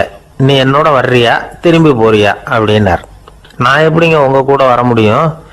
என்னுடைய நாடு, என்னுடைய சொத்துக்கள், மனைவி, மக்கள் எல்லாத்தையும் விட்டுட்டு எப்படிங்க வர்றதுன்னா. இப்ப அந்த துறவி சொன்னார், இப்ப வித்தியாசத்தை தெரிஞ்சுக்கிட்டியா? நான் அரண்மனையில் இருந்தேன், எல்லா வித பொருள்களும் உடையவனா இருந்தேன். ஆனா எதையும் சொந்தம் கொண்டாடுறவனா இருக்கல. ஆனா நீ அப்படி இல்லை, எல்லாத்தையும் சொந்தம் கொண்டாடிட்டு இருக்கிற. இதுதான் நமக்குள்ள வித்தியாசம் அப்படின்னு சொன்னார். அரண்மனை ஆடைகளை அப்படியே கலைஞ்சார், அரசங்கிட்ட கொடுத்தார். உன்னுடைய ஆடைகளை நீயே வச்சுக்கோன்னார். அவர் பாட்டுக்கு நடந்து போனார், திரும்பியே பார்க்கல. அரசனுக்கு அப்பதான் தன்னுடைய அறியாமை விளங்குச்சான். இதுல இருந்து நாம புரிஞ்சுக்க வேண்டியது என்னன்னா, இந்த உலகத்துல எத்தனையோ பொருள்கள், அதையெல்லாம் முறையா பயன்படுத்தினா மகிழ்ச்சி. அதை விட்டுட்டு அதுக்கெல்லாம் சொந்தம் கொண்டாட ஆரம்பிச்சா கவலை. நம்ம ஆட்கள் சொந்தம் கொண்டாடுற விதமே தனி. ஒரு ஆளு இன்னொருத்தங்கிட்ட ஒரு கொடை கடன் வாங்கியிருந்தான், திருப்பி கொடுக்கல. கொடையை கொடுத்தவன் கேட்டான், என்கிட்ட கடன் வாங்கினிய கொடை, அதை கொஞ்சம் திருப்பி தர்றியான்னா. அது உனக்கு இப்போ அவசரமா தேவைப்படுதா அப்படின்னு கேட்டான் இவன். எனக்கு தேவைப்படல, அந்த கொடையை நான் யாருக்கிட்ட வாங்கியிருந்தேனோ அவனுக்கு இப்போ அது அவசரமா தேவைப்படுது அப்படின்னு அந்த ஆள். ஒரு சராசரி மனிதனுடைய இயல்பு என்ன? இன்பம் வந்தா துள்ளி குதிப்பான், துன்பம் வந்தா சோர்ந்து போய் ஒரு மூலையில உட்காந்துருவான். இவன் தான் சராசரி மனிதன். ஆனா ஒருத்தன் இன்பம் வந்தா அதுக்காக மகிழ்ச்சி அடையறது இல்லை, துன்பம் வந்தா அதுக்காக சோர்ந்து போறது இல்லை அப்படின்னு வச்சுக்கோங்க. அப்படி இருந்தா அவன் சாதாரண ஆள் கிடையாது. ஒரு ஊர்ல ஒரு ஞானி இருந்தார். அவரை தேடிட்டு ஒரு பெரியவர் வந்தார். ஐயா, ஞானத்துல சிறந்த ஞானம் எது அப்படின்னு கேட்டாராம். இதுக்கு அந்த ஞானி என்ன பதில் சொன்னார் தெரியுமா? இன்பத்தினால மகிழ்ச்சி அடையாமலும் துன்பத்தினால சோர்வு அடையாமலும் இருக்கிறது தான் அந்த ஞானம், பெரிய ஞானம் அப்படின்னாராம். சரி சுவாமி, அப்படிப்பட்ட ஞானம் உங்களுக்கு எப்படி வந்ததுன்னு கேட்டிருக்காரு இவர். அதை நான் ஒரு கழுதைகிட்ட இருந்து கற்றுக்கிட்டேன் அப்படின்னாராம் அவர். இவருக்கு ஒன்றும் புரியல, ஒரு மாதிரியா முழிச்சிருக்கிறார். இதை அவர் புரிஞ்சுக்கிட்டார். நீங்க நாளைக்கு காலையில நம்முடைய ஆசிரமத்துக்கு வாங்க, புரிய வைக்கிறேன்னாராம். சரின்னு அவர் போயிட்டார். மறுநாள் காலையில ஆசிரமத்துக்கு சேர்ந்தார். ஞானி அவரை கூப்பிட்டு உட்கார வச்சார். வாங்க இப்படி உட்காருங்க, கொஞ்ச நேரத்துல இந்த வழியா ஒரு கழுதை போகும், அதை கவனிச்சு பாருங்கன்னாராம். இவருக்கு இன்னமும் ஒன்றும் புரியாம போச்சு, ஒரே குழப்பம். இருந்தாலும் அந்த ஞானி சொன்னது மாதிரியே உட்காந்துருக்கிறார். கொஞ்ச நேரத்துல இந்த வழியா ஒரு கழுதை போச்சு. அது முதுக நிறைய அழுக்கு மூட்டைகள், அதை சுமந்துக்கிட்டு போகுது. ஒரு சலவை தொழிலாளி அதை ஓட்டிகிட்டு போறார். கொஞ்சம் தூரத்துல ஒரு ஆறு இருக்கு, அங்க போய் துணியெல்லாம் சுத்தப்படுத்திக்கிட்டு சாயந்தரமா திரும்பி இந்த வழியாக வருவாங்க. ஞானி சொன்னது மாதிரியே இந்த பெரியவர் அழுக்கு மூட்டையை சுமந்துக்கிட்டு போற அந்த கழுதையை கவனிச்சார். கழுதை போயிட்டுது. அதுக்கப்புறம் ஞானியை திரும்பி பார்த்தார். இப்போ அந்த ஞானி சொன்னார், சாயந்தரம் வரைக்கும் நீங்க இங்கேயே இருக்கணும்னார். அதே மாதிரி இவர் இருந்தார். சாயந்தரமா அந்த ஞானி சொன்னார், ஐயா, இப்ப கொஞ்ச நேரத்துல அந்த கழுதை இந்த வழியா திரும்பி வரும், அதையும் கவனிச்சு பாருங்கன்னார். இவரும் கவனிச்சு பார்க்குறார். கழுதை வந்தது. அது முதுகில் சலவை செய்யப்பட்ட துணி மூட்டை, அது பாட்டுக்கு சுமந்துக்கிட்டு போய்கிட்டு இருக்குது. பெரியவருக்கு ஒன்றும் புரியல. பொறுமை இழந்துட்டார். சரி சுவாமி, இந்த கழுதைக்கும் உங்க ஞானத்துக்கும் என்ன சம்பந்தம் அப்படின்னார். இப்ப அந்த ஞானி விளக்கினார். ஐயா, இந்த கழுதை இதே மாதிரி தினமும் காலையில அழுக்கு மூட்டைகளை சுமந்துக்கிட்டு ஆத்துக்கு போகுது, மாலையில வெண்மையான சுத்தமான துணிகளை சுமந்துக்கிட்டு திரும்பி ஊருக்கு போகுது. காலையில இது போகும்பொழுது முதுகுல அழுக்கு மூட்டைகளை சுமந்துக்கிட்டு போறோமேங்கிற வருத்தமும் அதுக்கு கிடையாது. சாயந்தரம் திரும்பி வரும்பொழுது சுத்தமான துணிகளை சுமந்துக்கிட்டு வர்றோமேங்கிற மகிழ்ச்சியும் அதுக்கு இல்லை. இதை பார்த்து தான் நான் அது மாதிரி ஞானத்தை கற்றுக்கிட்டேன் அப்படின்னாராம். அதனால யாரு கற்றுக் கொடுக்குறாங்க அப்படிங்கிறத விட எதை கற்றுக்கிறோம் அப்படிங்கிறது தான் முக்கியம். ஒரு சினிமா பார்க்குறோம், ஒரு அருவி கொட்டுறது மாதிரி காட்சி வருது, தண்ணீர் வழியுது. படம் முடிஞ்சதும் பார்த்தீங்கன்னா அந்த திரை என்ன நனைஞ்சு போயா இருக்கும். ஒரு தீப்பிடிச்சு எரியிற காட்சியை சினிமாவில் பார்க்குறீங்க, காட்சி முடிஞ்சதும் அந்த வெண் திரையே கருகி போயா இருக்கும். படத்தில் வர்ற தண்ணீரும் நெருப்பும் அந்த திரையை பாதிக்கிறது இல்லை. நாம் அந்த திரை மாதிரி இருக்கிறதுக்கு கற்றுக்கணுமா. அந்த பக்குவம் வந்துட்டுதுன்னா இன்பமும் துன்பமும் நம்ம எதுவும் செய்யாது. ஒரு சினிமாவை பார்க்குற வரைக்கும் சிரிக்கலாம், அழலாம். பார்த்துட்டு வெளியில் வரும்பொழுது அழுதுகிட்டே வரக்கூடாது. ஒருத்தர் வந்தார், அப்படி படம் முடிஞ்சு வெளியில் வரும்பொழுது அருவி மாதிரி கண்ணீர் சிந்திக்கிட்டே வரார். ஏன் சார், படம் அவ்வளவு சோகமா அப்படின்னு கேட்டார் இன்னொருத்தர்.